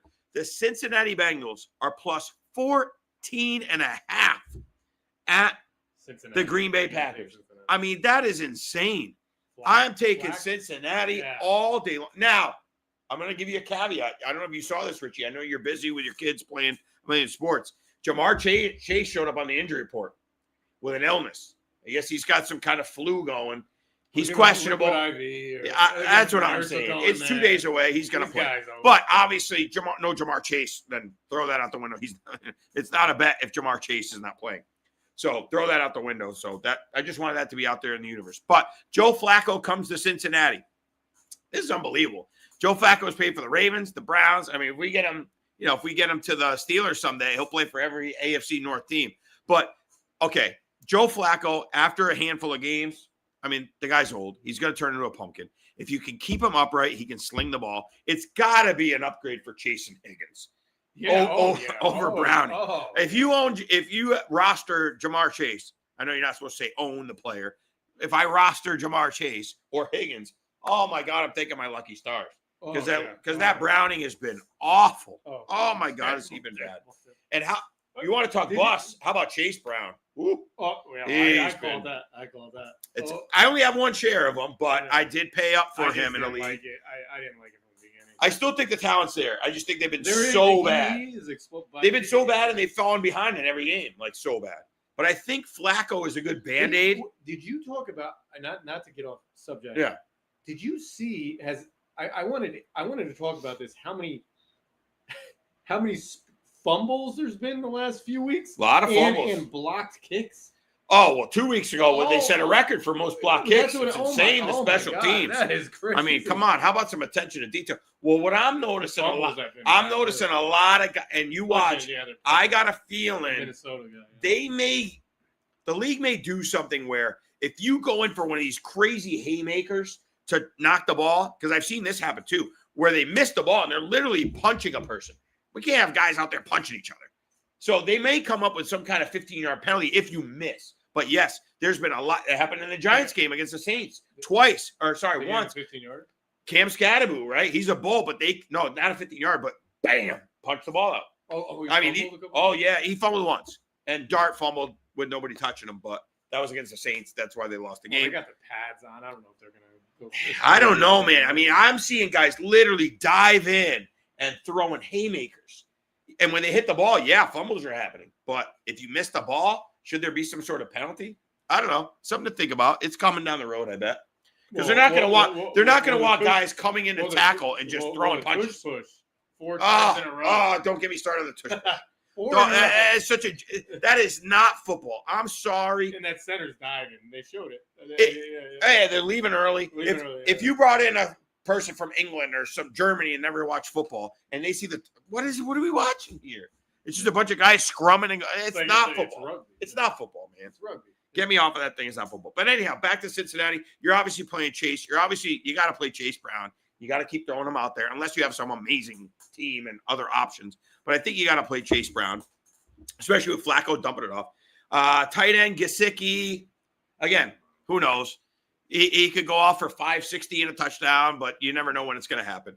So you're just playing your main guys. You're playing Higgins. You're playing Chase. You're playing Chase Brown. Flacco, if you're in a super flex like we are, you can throw him in. Two QB. Green Bay, right? Everybody anointed Green Bay. They got Micah Parsons. The Packers are the lock to win the Super Bowl. What do? They go out and tie against the Cowboys. Before the tie against the Cowboys, that led them into the bye week. They go and lose to the Browns. Listen to this. Joe Flacco has a chance to beat the Browns 2 times in the last 3 weeks. He beat him when he was on the Browns. Now he's playing for the Bengals. So At least he's played that defense. He's played their defense. He knows their defense. You would say that Jordan Love's a high-end. Love is a great quarterback. Yeah. Like I should pause. This week. That was the margarita. He's not a great quarterback yet. I like Jordan Love. He's a great player. Yeah. When your quarterback plays against Dallas or your quarterback plays against Cincinnati, you fire him up. Because those two defenses are god-awful and coming off a bye. And, I think sometimes people put too much into the coming off a bye. But when you have a great coach. Matthew Stafford. I love off the bye. Or Love. Matthew Stafford or Love. Stafford. Oh, Love. You weren't here. I don't know if you saw this. No. In Baltimore, 20-mile-an-hour winds and pouring rain. Yeah, a lot of wind and rain. Okay. Bench Stafford, play Love. All day. I didn't know that. All day. Yeah, definitely. You know the weather, the golf guy. Dude, I stay on top of this stuff, man. This is weekend update with Dustino and friends. So I can't not come correct and come with the stats, right? I'm not just making this stuff out of thin air. So it's gonna be nasty weather in Baltimore. Nasty weather. So I would 100% play Jordan Love against that Bengals terrible defense. But how do you give an NFL team that has talent? Okay, Green Bay's not at home playing the Saints. They're not at home playing, I can't say the Giants because the Giants are playing good. The Jets, okay? The Cincinnati Bengals have a team, right? They have some guys on that team that have been to a Super Bowl. You're giving me 14.5. It's auto take. It's an auto. I'm automatically taking it. It's just too much. Worst case scenario, you're down 20 late and you get a late garbage touchdown, you cover. Go back to Green Bay. Obviously, Josh Jacobs. What do you think of Matthew Golden? That's a tricky one. Golden's tricky. I don't know. Here's my thing. I think he's very talented, but I think Green Bay's had a lot of talented guys. I think Matt LaFleur just likes to spread the ball around, which is super annoying for us fantasy owners, right? We love teams like the Rams. It's Puka and Devontae. Two guys, man, just pepper. I love that. Yeah. They spread the ball around. And hey, it's kind of like one of those things. Hey, is today going to be a Tucker Kraft game? Or is it going to be a Dontavian Wicks game? Is it going to be a Romeo Dobbs game? Is it going to be a Golden game? Jaden Reed when he comes back. Yeah. More news injury. Obviously, the Packers off a bye, which that's my only hesitation with taking the Bengals. I love good coaches off a bye. LaFleur is a great coach, but I'm still taking the 14.5. Christian Watson has been activated. He's off the pup, but he's not playing this week. But it looks like Christian Watson. It looks like he's coming back next week. I don't like that. Well, he's one of those. He's boomer bust. But he's just another guy. He's another guy in the mix to take away targets. Right? I know. It's just not. So it's just they're kind of annoying. I wouldn't play. I would play Josh Jacobs. Kraft. You're Love, playing, and then maybe Gold. I wouldn't play Gold. Yeah, unless you had to. If it depends what kind of league you're in. If you're in a deep, if you're in a 12-team league and you have to start 10 guys. So yeah, I mean, I guess you play. Golden's not a bad play this week. You play Golden. Yeah, he's not a bad play. Romeo Dobbs coming off. What did he have 3 touchdowns or was it 2? 2 touchdowns against the Cowboys though. But he's another guy. He's a boomer bust. 4 targets. Jacobs is getting a ton. You're pretty sure Kraft is getting his can work. We talk about the 300 touch curse that continues? Yeah. Jacobs. Saquon. He don't look good. Barkley. Yeah. Saquon has been struggling. Derrick Henry's struggling. It's a real It's thing. Legit. It's legit. There was like one person who did well with it. One person. There's no doubt. You get a bunch of work. It is tough to bounce back that following week. 100% right. Following year. Yeah, following year. That's what I meant. I said week. You know what I meant. It's getting late for me. I've been up since 5:30. Long days at the golf pro. But that's all right. We're staying up for you. We're getting you ready for the weekend, right? Because, and again, please post those start and sit questions in the chat. Richie's asking me some great questions for his own leagues. He just stopped by tonight. We're happy to have him here joining us, the JSN Truther. So we're happy to have him. But if you got questions in the chat, please let us know. We'd love to have you be interactive. Looks like we got a bunch of eyeballs watching us. So thank you very much for tuning in. Like and subscribe. Help us get it to 1,000 subscribers. And again, if you're watching this on Saturday, Sunday, we hope it helps you out too. It'll still hold some weight on Saturday, Sunday. Next ball game. We're getting close. We're getting close to the end, folks. Sunday at 4:25, San Francisco 49ers at the Tampa Bay Bucks. The 4-1 Bucks right down the street. We can hear the cannons from our house here. So what do you think on this game? Now, I'm pretty sure. Yeah, we can do fantasy-wise. Let me go over the injuries because I know how connected you are with injuries. Purdy is out. I knew that. Mac Jones is questionable, but he's probably going to play. Oh, okay. Who's the I don't even know who the third guy is. I don't even know who the third guy is. I saw that Pearsall is out. He's 100% out. Really? I saw that Jawan Jennings is questionable. Good boy. McCaffrey obviously playing. Kittle will not play. They're expecting Kittle next week. So Jake Tonji's a random tight end. So that just gets you to some of the San Fran. Now, this is a crazy injury game. The Bucs. No Godwin. You don't think it's Born Identity again?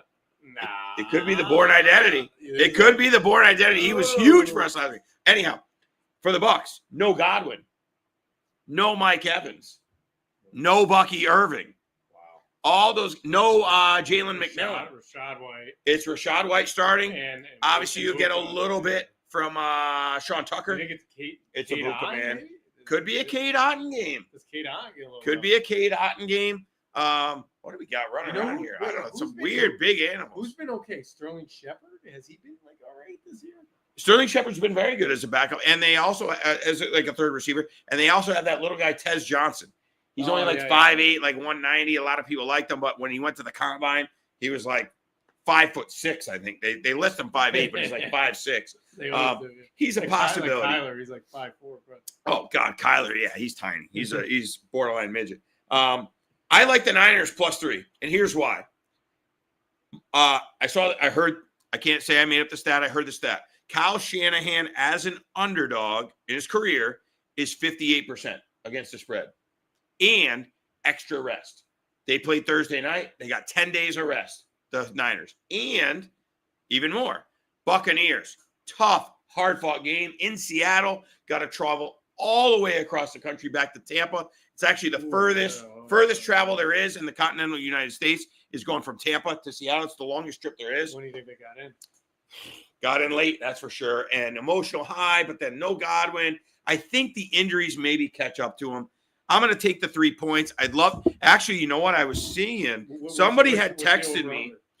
Let me see. I'll get it for you. Somebody had texted me that it went because when Purdy got announced as out and obviously Mac Jones questionable, it went to like 3.5. So if it's 3.5, I'm jumping on it now. Let me take a quick peek for you. I don't know, dude. I'm a little scared about that one. It's still -3, but it's -120, which means that it's leaning toward going to 3.5. That means most of the money's coming in on Tampa. What's the over-under? Over-under is 47. That's pretty high. I know a lot of the Bucs games have been going over, but you don't think Baker? How's San Fran's D? San Fran's D is pretty good. They played great against the Rams. Yeah. Here's the thing. They also have Robert Saleh. Robert Saleh is the epitome. There's a bunch of these guys. We could probably go on a list and list 15 of them. Yeah. Amazing coordinators, not great coaches. Josh McDaniels, great coordinator, bad head coach. Saleh, great defensive coordinator. I think he's a bad head coach. Bum Phillips back in the day. What's the other guy for the Bears that came up with the Bears? Buddy Ryan. Amazing coordinator. How long ago was that? Right? Oh, that was ancient. But there's a lot of them. You've seen it time after time. These great coordinators. Wade Phillips, great coordinator. Not a good head coach. There's a lot of these guys. And I think Saleh is just a great defensive coordinator. I like the Niners. I'm taking the Niners +3. It's going to be a lot of McCaffrey. How about McCaffrey, man? You're the personal trainer guy. You're the physical fit. What do you make McCaffrey? Is he a ticking time bomb? Yeah. Do you think he's fairly healthy? He's the number one fantasy. He's the number one fantasy running back. He always is when he's healthy. Yeah. But I don't know, man. He's like him and J.K. Dobbins are like I mean, he's not like J.K. Dobbins. That's a little extreme. But, But he's really hard in dynasty. Up the chain injuries on his from his knee to his Achilles to his foot, ankle. I don't know, man. I'm not.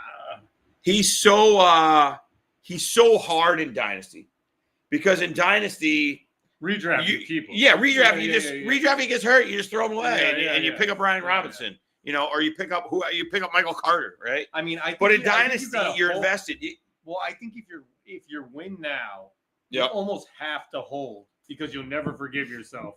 Yes. If he lasts the whole That's year. the problem. Because if he I think Jonathan Taylor ends up number 1, but but if you I don't disagree with you, man. He's tricky. If you're winning now and McCaffrey's last the whole season, you're gonna kick yourself in the ass. Yeah, that's it, man. He's one of those guys. If you trade him, he goes berserk. You're going to be kicking yourself. But if you're a team that's in dynasty, that's where dynasty really is different than redraft. If you're 2-3 or you're 1-4 and you cash out. Go get yourself a late first. You go find a team that's 4-1, 5-0, and be like, throw it right in their face and be like, give me 2 first. Absolutely. Give me a high end first and a second. I don't know if you get 2 from anybody, but I think high end somebody real desperate, first and a second for sure. If they're 5-0 and they're like, I haven't won, or they lose a guy, I haven't won in years. They had Bucky Irving. Yeah. And that's the thing. If you have some of these veterans, I'm not paying it. But we say that now, but we see some crazy deals every year in Dynasty go down right around the trade deadline, because that's when it's like, and that's why I like a deadline. I know that's a big topic in Dynasty, a deadline or no deadline. I like a deadline because I think it just fires everybody, and then you got to ride or die with your guys that you go into the playoffs with. But those guys gain value, right? Those guys gain value. You got to use it to your advantage, right? You got to. The deadline comes up. Hey, I'm win now. Yep. Or you're a team that's just rebuilding. You got to just dump everyone, and you'll get a lot for them because people. Yep. The degenerates come out during the deadline. Well, because usually, most of these leagues we play in are 12-team. Usually there's 8 teams kind of vying for those 6 spots, right? Those 6 playoff spots, maybe 7 teams. So a lot of times those bottom feeders have already been picked apart. I don't have any more margarita. We'll have some after the show. We're an hour and 36 in. Thank you for staying with us. We've got 3 more games to cover, but we'll keep the conversation going all night. We're doing great. We got a couple more games. No, this is great. When I came on the show, this is my debut show here for the weekend update. I said it's going to be organic. We're just going to kind of go with the flow where it takes us. Obviously, we'll hit every game, but we want to talk fantasy. We want to also talk how that intertwines with gambling a little bit. Because like I said, I see a lot of shows that are fantasy driven. I see a lot of shows that are gambling driven. I don't see too many that intertwine the two, which they're intertwined really. Yeah, a little bit of both. So, Emeka Ibuka. Can we talk about how good this guy is? This guy is off the chain. I have none of them in Dynasty, but I have 2 in redraft. I have 4 redraft leagues. Ohio State. I have 2 of them. Ohio I have 2 State of them. does well with receivers, Ohio State receivers, man. Absolutely. I don't know what they feed them. But anyhow, San Francisco, at the very end, I'm going to give you my 5 official plays, maybe 6. San Francisco is one of them at 3, but let's wait. We might get 3.5. I think it's going to be Mac Jones. Mac Jones. We're going to keep the conversation going. Mac Jones, to me, I've never thought he was going to be some god, right? What's the difference between him and Sam Darnold or Geno Smith or even maybe a Baker Mayfield? Just getting to the right situation. Guy looks great. He does look great. He looks great. He's very capable. And this is what perturbs me about NFL teams. This is what upsets me. He kept his confidence up. He's doing good. Absolutely. And he's a great situation, great coach. But this is what upsets me about NFL teams, just in general. There are some teams, when the starter goes down, they bring in these backups that looks like they never played football in their life. And it's like, I think that's a very valuable position, a backup quarterback. Nathan Peterson. Nathan Peterman. Yeah, whatever. There's teams that they don't have any. If you're the Bengals, how do you not have a good backup there? Knowing how fragile Burrow is. You paid everybody half your salary cap to 2 receivers. You paid Chase, you paid Higgins, and you paid the defensive end, Henderson. Well, how do you not have it? A backup quarterback is a good insurance policy. Well, for that team, Mac Jones can play a little. Any team, but for that team, you really need it. I think Mac Jones is making himself a lot of money this year. I think so. A lot of money. I don't know his contract situation, but he's a guy that definitely he's either going to get a chance to start somewhere, or he's going to be one of the higher paid backups for sure, because he can come in and help your team. Anyhow, Sunday Night Football, Detroit Lions at the Kansas City Chiefs, the 4-1 Lions, I believe. Are they 4-1? I think they're 4-1 Lions, and the Chiefs at 2-3. Are you kidding me? A down Chiefs here. Xavier Worthy is going to play, but very banged up. He barely practiced all week. A lot of people had him as out, but I did just see that he will play, Xavier Worthy. Rashee Rice, last week of suspension. What do you think of Kelsey? Kelsey, he's always a good guy. You throw him in your lineup. If you have him, you throw him in your lineup, and you hope he gets in the end zone. His days of being explosive, his days of catching a ball and running 30 yards down the field are gone. But he can get in the end zone. He can catch passes. Yep. So, yeah, Kelsey is, he's one of those guys you put in there. He's still going to be solid. Yeah, Detroit 4-1. Unbelievable. 2-3 for the Chiefs. They've never been more vulnerable, these Chiefs. Obviously, the running back situation is very tricky there. I mean, talk about a team that should go out and trade for Kamara or trade for some sort of veteran that can play. Maybe a Breece Hall. That's the rumors. Rumors have said that if the Jets lose and they go to 0-6 or whatever it is, Breece Hall could be on the block. I mean, can you imagine Breece Hall for the Chiefs? Woo! Holy moly. Rashee Rice, one more week on suspension. The Chiefs are tough. Mahomes is having a great year, believe it or not, statistically. Yeah. I think he's the number 3 quarterback. Yeah. He's having a really good year with a bunch of hodgepodge weapons. If you have Worthy, I guess you got to play him because it's supposed to be a shootout. You kind of have to play Worthy. You keep him long term. For Dynasty, for Dynasty, we love Worthy. I'm talking redraft. You play him if you have him. Tyquan Thornton, some of these other guys, Hollywood Brown, you throw them in if you're in trouble. Juju Smith-Schuster, you throw in if you're in trouble. Pacheco and your team's got to be struggling. Yeah, I mean, bye weeks or if you got a lot of injuries. There's a lot of injuries out there. If you got to throw those guys in, you throw them in. Pacheco and Hunt, my God. Did Kareem Hunt have 2 TDs? Kareem Hunt did have 2 touchdowns last week, so he's getting the goal line stuff, but you never know. Could be Pacheco this week. I know. As far as Detroit goes, you're playing Gibbs and you're playing Montgomery. Goff is always solid. On the road, you don't love Goff as much on the road as you do when he's home in the Dome, and it's a night game. It's supposed to be kind of chilly is what I saw there. Nothing crazy, though. They had like a 30% chance of rain. Oh, Detroit's the home. You're obviously playing Amon-Ra. How about Jameson Williams? What a disappointment. And, they're saying it's his bounce back game. I've taken some losses. I've given you my losses. I'm also going to take some wins. I've never been a Jameson Williams guy. Oh, no. He's a boomer bust guy. No. I don't see it. 50, I know 50 receptions. You're not doing that. Yeah, I like guys that get a lot of targets. I don't like relying on. I need this guy to catch a 60-yard bomb to have a good fantasy game. No way. Laporta's had a good year. He's been solid, bounce back year because last year he disappointed. He's been a little bit better this year. The last game is when he broke out. Yeah, let's see. Tight ends. Let's go to the tight end position. He's not that great. Yeah, he's better. But so here to further my point, right, on tight ends, right? Last week he did well. And I know I'm beating a dead horse with the tight ends. Here's your top 10 fantasy tight ends this year. All right, so far through 5 weeks. Well, I guess you would say through 6 for some teams because Goddard's in there because of last night's game.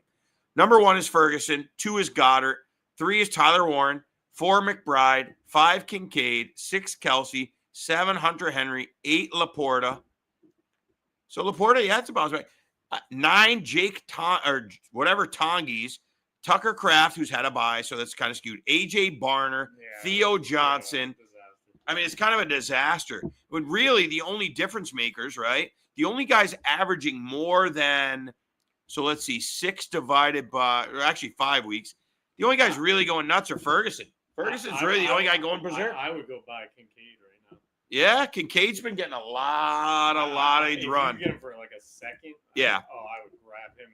Heartbeat. Yeah, they look like they're on a better chain. He's going to change your team, but you could start him at. They've got a better rapport going this year. Yeah. My thing with Kincaid has been the hype. I thought the hype when a first round tight end got a little too crazy, and the Bills, which we'll get to shortly, they're another one of those teams that just have so many mouths to feed that week to week you're not sure which guy. You don't know which guy. The offensive coordinator said that he's going to feed everyone. So KC Detroit, I think KC is desperate. They are I want to make sure that I got my numbers right. They were a 2-point favorite. The over-under was up in the 50s, 52.5. They are still a 2-point favorite, KC. Whew, that's a tough game to call, man. That's a coin flip. I want to say KC. This is the kind of game that, like, KC pulls out normally, but KC is very vulnerable. What's their record on Sunday night? Did you get it? That's a great question. They usually win. Let's see. I can probably quickly Google it. Let's see. Let's just Like go. the last Let's few- just try like last Patrick Mahomes. Patrick Mahomes in Something prime like that. time. Let me Yeah. see what we can find out. All right, and then talk about Gibbs. Obviously, Amon-Ra, you're playing. Oh, I'm on. Oh my god. I'm like You're taking a small L on that. Well, you said you didn't think Amon-Ra long term. You didn't like his body type. You thought he lifted too much weight. I did. Patrick And then Mahomes. I traded for him, but for his situation, for his hands, for his route running. Now, all right, here you go. longevity. Patrick Mahomes primetime games, right? Sunday night, Monday night, or Thursday night. 26-10 See, in his career. Yeah. So that's pretty He's good. He's good. 78 touchdowns, 25 picks. He's pretty solid in primetime games. I was thinking. Yeah, that's pretty good. You know, what I say it was 28-10, 26-10. Gun to my head, I'm taking the Chiefs. I think the Lions probably on a neutral field are maybe a more talented team, better team, but Chiefs are desperate, man. They're 2-4. They lose this game. How far back are they falling? Luckily, they're lucky the Chargers have lost 2 in a row, and Denver's 3-2. But if Denver, 7-point favorite, beats the Jets, you're 4-2. Now Chiefs lose, they're 2 games back. I like Denver a lot. Yeah, Denver's really good. Yeah. Denver's really good. I had them. They were one of my plays last week. I had them +4 over the Eagles. Yeah. That was one of my games that came back and won that game. That was one of my big ones. All right. So we've got 2 games. We got 2 Monday night games again, which I like, but can we do 7 o'clock and 9 o'clock? I don't know. 7:15, 8:15 is a little close. First one, and I got some friends going to this game. Some guys at my club are big Buffalo Bills fans. The Buffalo Bills off a tough defeat at home at the Atlanta Falcons Bills -4. I think this is going to be a fun ball game. I think this is going to be a fantasy manager's dream. I think this is going to be very high scoring. Falcons, I'm going to be playing the Falcons. I think the Falcons are a very underrated team. Yeah. A bet that I just put in this week I was Falcons to win the NFC South. They're like +500, I think it was. And with all Tampa's injuries, I know Tampa's playing great. I think the Falcons are an underrated team. I know they had that stinker against Carolina. At home, I think it's a Monday night game. They don't get a lot of exposure in night games. I think they're going to be fired up at that stadium. I like the Falcons +4. I think they can go toe-to-toe with them offensively. The Bills' defense is terrible, and their offense, I mean, obviously Josh Allen. I can't knock Josh Allen, but I don't know. The over-under is 50 on this game. I wouldn't be afraid to play the over on that game. Are you playing Keon Coleman? Keon's tough, man. I like the guy a lot, but the Bills are very similar passing-wise to the Packers. You don't know which guy's going to be, and they don't care. They're perfectly happy. Oh, hey, today's the Shakir game. It's really it's a Kincaid game. James Cook, Josh Allen. James Cook, Josh Allen, automatic. Kincaid has become an automatic. Yeah. Even though I'm not the biggest fan, he's become an automatic. I think if you have Keon, he's a flex. You could do worse. Oh. You're hoping he gets in the end zone because he usually doesn't get peppered with a lot of targets. Shakir's solid. He's solid. Yeah. If you're in a PPR, if you're in a half PPR, maybe a little less. If you're in a non-PPR, not many leagues are non-PPR anymore these days. But if you're non-PPR, he's hard to play because he's more of a 7 for 55, and you hope he gets a touchdown game. I like Bijan Robinson. Obviously, he's the god, the prince, my boy. Drake London, big game on tap. I love Drake London. What are your thoughts on Penix? Both short-term and long-term. Give me your Penix thoughts. Because he's a tough player to pin down. I haven't seen enough of him. Yeah. To even really give you anything. Yeah. I haven't watched enough of him.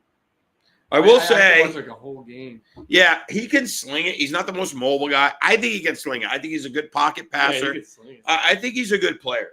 And especially since you see what he did for those Washington guys, how much he elevated Roma Dunze and McMillan and Jalen Polk. Dunze got it. He got it. No, Dunze's a good player. But like yeah, you love a Dunze. No, I like a Dunze. Yeah, I like a Dunze. Yeah. I think he got a little overhyped. The situation with the Bears is a little funky, a lot of mouths to feed, but Dunze's having a great year. He's off to a great start. I'm a big Drake London guy. I love Drake London. And finally, the breakout is here. I love seeing it because I've really been high on him. Now I'm looking at some props that I like. Josh Allen, 228.5 passing yards. I like the over there. I think indoors, I think that's going to be a shootout. I think I think that the Monday night games are actually going to be pretty fun. A lot of times Monday night It's games are definitely good. gonna go over, I like that game to be high scoring. Obviously, Bijan Robinson's phenomenal. Tough to say what you do with any of the other side pieces on Atlanta. You know, Kyle Pitts has had a little bit of a resurgence. We have to recognize that Kyle Pitts has been pretty good. And here's the other thing. Here's my other reason I'm taking Atlanta in the 4 points. Coming off a bye week. So I like that they're coming off a bye, little refreshed, tons of rest, 2 weeks of rest. And Buffalo played Monday night. They only got 6 days of rest. Oh, actually, sorry, 7 because they're playing another Monday night. Pitts has been pretty good. He's got a 16-point. He's averaging, let's see what he's averaging. 36, 45, 54, 55 points over 4 games. That's pretty good. You know, he's right around 15 points a game, 14 points a game. Kyle Pitts has made a big comeback, and I think that's due to Penix. You know, I've seen a lot of stories, and that's one of those things when you're looking in the offseason, I think, and you hear these stories of Cooper Kupp and Matthew Stafford having breakfast every day together, or Kyle Pitts and Michael Penix hanging out, like becoming best friends. Those things make a difference. More so than he's making a beautiful catch in his shorts.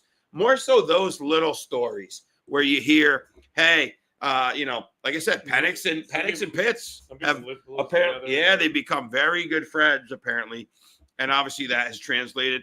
I think Darnell Mooney is out. I want to take a look. We're here to give you all this. You know, we're here to give you all the information. He is currently questionable, but he did not practice Friday, so that's not good. All right, you don't practice Friday. That's sort of like your last practice before the game. I got a feeling that you're going to see Darnell Mooney out. So fire up your Drake London even more. His over-under is 68.5 receiving. I would lock that in. I would go over all day long. To get to 80 yards, Drake London's plus 135. If you want to take him to get 100 or more, he's plus 275. I don't think those are terrible bets. I don't think Kyle Pitts is a bad bet at his number. Kyle Pitts is at 40 yards. And Bijan Robinson, 29.5 receiving yards. So I think those are all live plays. Absolutely. I think those are all live plays because, again, here's what we like. We've talked about this 3 or 4 times tonight. We like consolidated teams. It's going to be Pitts. It's going to be London. It's Bijan. Oh, yeah. There's going to be some random guy, a Russell Gage that catches a pass. But Algier has been. Yeah, he'll get a couple carries. Like sneaky. Yeah, he's a sneaky guy. He's a guy you have in case something happens to Bijan. Here and there. Yeah. But overall, I like the Falcons. Here's the reasons. Home, Monday night, they're going to be fired up. They don't get many big games. They're going to be wound up at that stadium, and they're coming off a bye. I like the extra time. Refreshed, rejuvenated, whatever. I think it's a shootout game. And I quite honestly, I don't know if the Bills are that good. Josh Allen, Superman, there's no doubt. But I don't know how good they really and truly are. Obviously, I wish they weren't coming off a loss because they're going to be fired up. They're going to be motivated. But I like the Falcons plus 4. And our final game at 8:15, a rematch of the wild game last year. Remember that game when Jay Daniels hit the Hail Mary to beat the Bears? The Chicago Bears coming off a bye, another team off a bye. Everyone loves Chicago. At the Commanders. Commanders were plus 4.5. They're still plus 4.5. Dude, What do you think? I don't see it with Chicago, man. I don't know. There's a lot of hype on them. Everyone loves Caleb this year. I think he's underperforming for what people think of him. Yeah. He's not Drake May. Like, come on, guys. I'm not going to call him a total bust. No, I was low on Caleb just for the leadership skills and some of those other things. You can't put a total bust on him yet. No. He's but not a total bust, but he also has not been the next guy. Situation he has and the money that was put into him this offseason. Yeah. I mean, he should be. And what do you make of the Ben Johnson stuff? It sounds good and could be good, but is it really there yet? Do you? Not really, right? Yeah, no, I agree. Here's what I see. I think Swift, they got their whole ideal team. They got everyone perfect that they need. Oh, for sure. They have all the tools. Yeah, it's just like I'm not seeing. I mean, they just. I know it takes time, right? Yeah. They played Vegas. I watched the whole. Oh game. yeah, Vegas had him. I mean, they were. Gino gave him the game. I mean, Crosby. Oh, yeah. Clobbering it. I mean, it was. Their O-line is still not good. I mean, it was supposed to be good though. Yeah. And it's supposed to be better. Yeah. My thing with Ben Johnson is we've seen a lot of times these coaches that were very successful coordinators. Exactly. And I'm not saying he's not going to be a good coach. We don't know. But when they come in and they try to be hard asses right off the bat, a lot of times you're coaching grown men. You got to earn it. Remember Matt Patricia, the defensive coordinator for the Patriots, went to Detroit, and he tried to be Belichick, part 2. And it's like, you got to earn that right first. So you start yelling and screaming and being a jerk. Josh McDaniels, same thing. Tried to be Belichick 2.0. Like, you got to be yourself. And I feel like he came to the Bears trying to almost be Dan Campbell, right? And just be this hard ass and blah, blah, blah. And you're going to get benched and this. And sometimes that works, but also it can backfire because you're coaching grown men. So if they don't believe in you yet, I think this is going to be a huge game for the Bears. Yeah. Coming off a bye. Oh, yeah. Let's see. I want to watch that game. That's going to be my favorite game to watch. That's going to be a good game. I love Detroit and Kansas City, but I really am interested this whole year. Yeah, it's going to be a good game. And this is a really and again a rematch for them. So I've not been a Caleb guy, first to admit it. I wasn't a non-Jane Daniels guy, but I liked May better. I was a May over him. So this is great. This is fun. This is the number 1 pick versus the number 2 pick from last year. I've taken the Bears plus 4.5. I like them coming off a bye. I like the Commanders coming off a high. Great win at the Chargers. Great win at the Chargers. They looked really good. I'm going Washington. Really? Even with the laying 4.5 points? You think they'll win by 5 or more? I do. Okay. There you go. We got our disagreement. Hey, we can agree to disagree. That's fine. I just like a team coming fresh off a bye. I get it. It's just Chicago. There's something. Something you don't like. They're not there yet. And a lot of people are that way with Caleb. You know? I mean, they could be, but I just don't. I don't think it's yet. Yeah. I hear you. Obviously, you're playing DeAndre Swift just because he gets a lot of touches. He hasn't been very efficient with the touches, but he's going to get a million touches, and he's the guy. You're firing up Odunze, who's been great. You were a big Odunze guy. You can't play Luther yet. Luther, you can't play yet, but I have heard some rumblings. I got a good friend who's a big Bears guy. You know, he watches all the Bears stuff, listen to Bears sports talk. Said that coming out of the bye, they want to get Luther more involved. I would think so. Yeah. They want to get him more involved. I think you got to see DJ Moore. I think you got to see it to believe it. Yeah. Let's get like 1 game under his belt and let him. Yeah, what do we think of? What are we thinking of DJ Moore? It's been bad. I just think there's bad mojo between him and the coach. Well, he's like sitting there getting that big contract, and he hasn't done anything. And they're drafting all these guys. He's like, what the heck is going on here? Yeah, he has not done much. DJ Moore's been pretty lousy. They bring in Loveland. They bring in Loveland's banged up. They bring in Dunes. I mean, they're bringing in all these guys. They just give this guy a contract, and they bring in all these offensive weapons. Yeah, all these other guys. It's like the hell's going on? I was getting 150 targets, 100. Well, the thing is, all these other guys were handpicked sort of by Ben Johnson, and he got handed DJ Moore. Some of the laziness, the not blocking, the not playing every play is not going to fly with him. It looks like Colston Loveland is limited, very unlikely to play. So they don't do doubtful anymore. He's not playing. You're not playing him anyway. Maybe Cole Kmet you fire up again. Any tight end could hit. I don't know. As far as Washington goes, breakout game for Ja'Cory, Bill, Krosky, Merritt had a big breakout game. I don't know what is running across in front of my driveway. My goodness, it looks like a giant rat or something. Maybe it's a squirrel. My goodness. You saw that thing? Yeah, holy mackerel. I don't know what's going on. It's getting freaky out here at night. Anyhow, as we get late on a Friday night, full moon. Oh, wait. Ja'Cory Merritt? Is Merritt worth a first? No. I've been hearing that all week. Don't fall for it. I disagree. In dynasty leagues, first round picks are very valuable, right? That's your currency. That's your money in a dynasty fantasy football league, right? So giving one of those, and don't get me wrong, I've made plenty of mistakes giving him. I'm not giving him first. I don't think he's a first. Maybe 2 seconds. Maybe a player in a second. He had a great year, but I want to see more because maybe this week is a Chris Rodriguez game. Maybe this week is Jeremy McNichols game. 2 game sample size. Yeah. I mean, I'm not. And how about the resurrection for Deebo Samuel?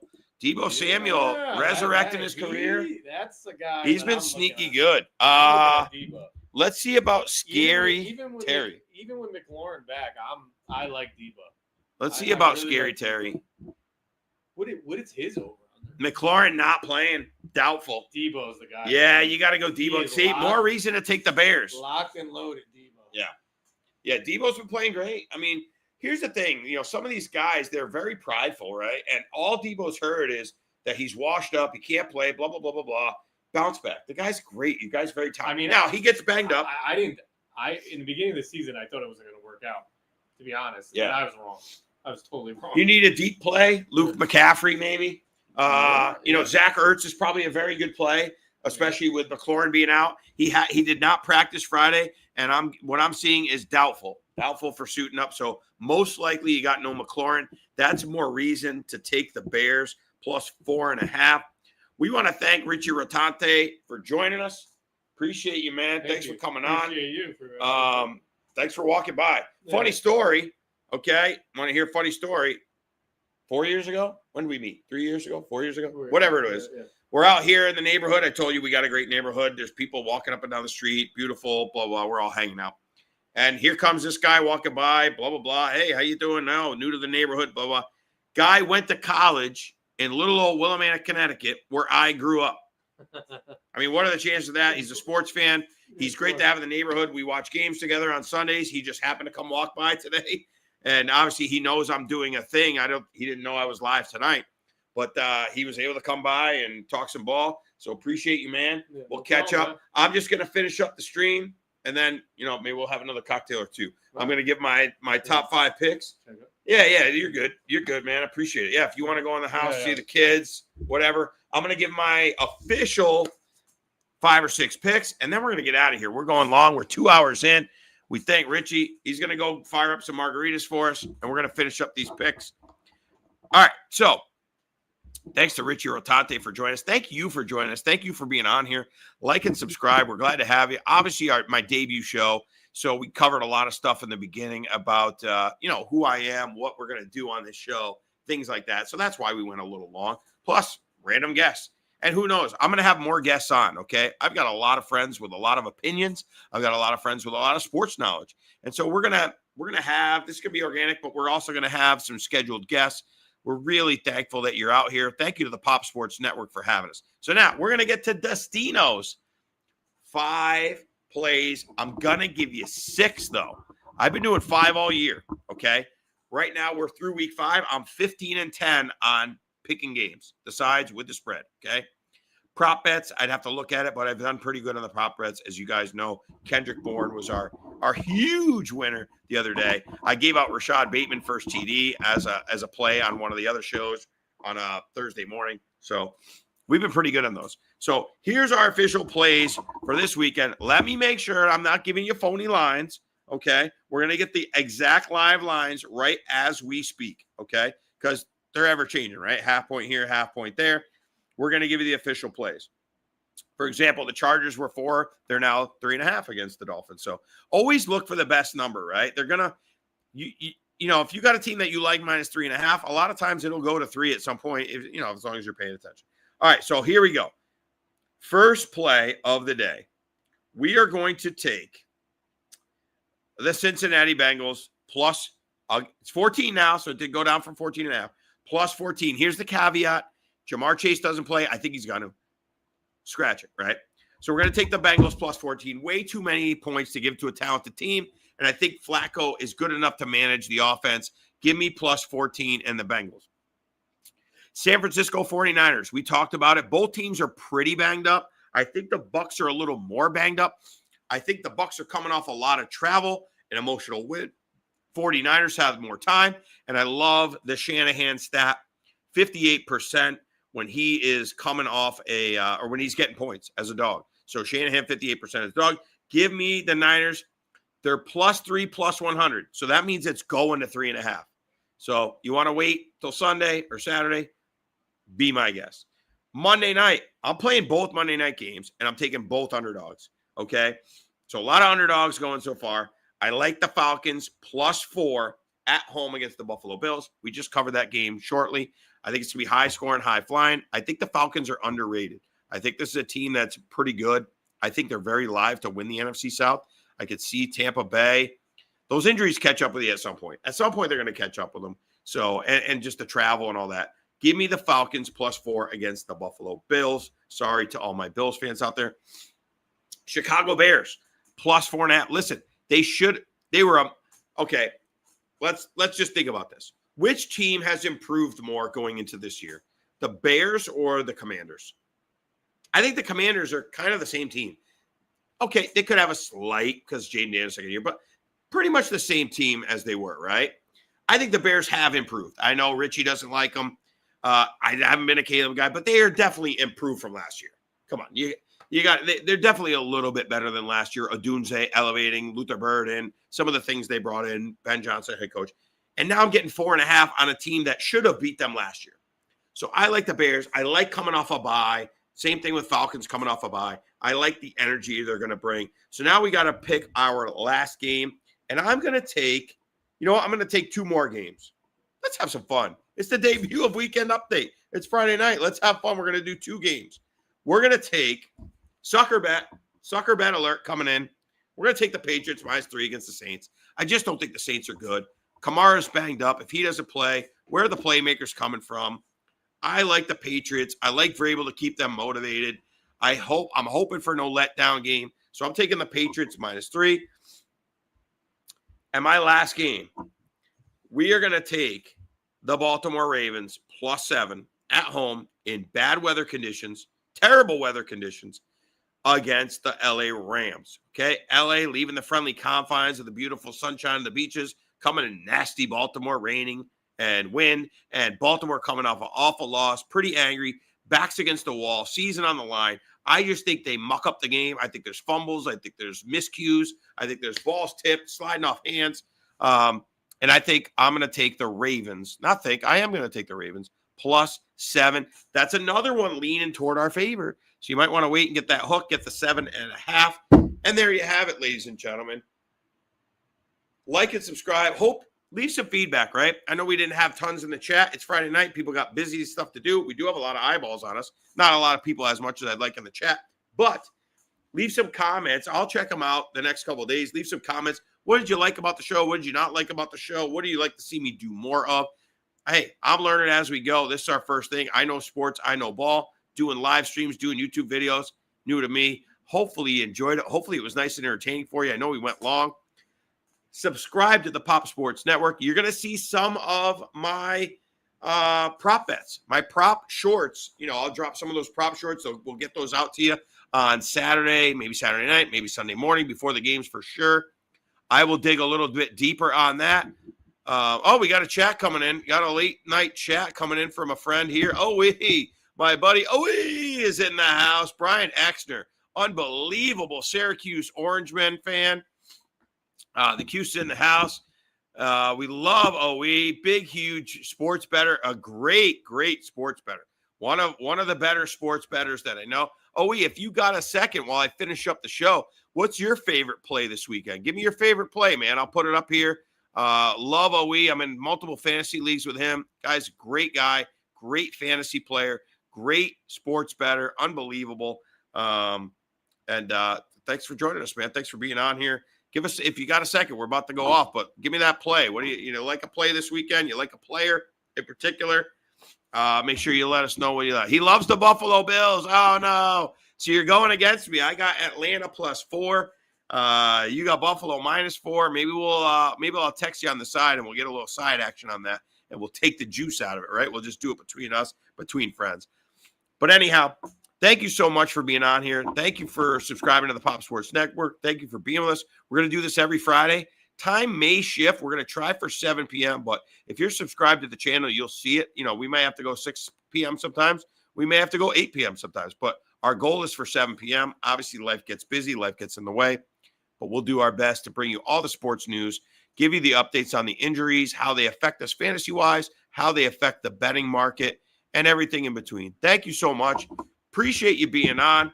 Enjoy the weekend. We got OE giving us one more. Josh is no kibosh, whatever that means. All right, it rhymes. That's good. I like that it rhymes, but I don't know what else I don't know what else that gives us here. But anyhow, thank you so much. We're gonna go back in. Richie and I are probably gonna have another cocktail or two. Please be safe out there. Be careful. Have a great weekend. We will be with you with some shorts. Stay tuned for those shorts, and we'll get you some prop bets. Peace. We're out of here. Thank you so much, everybody. Be good.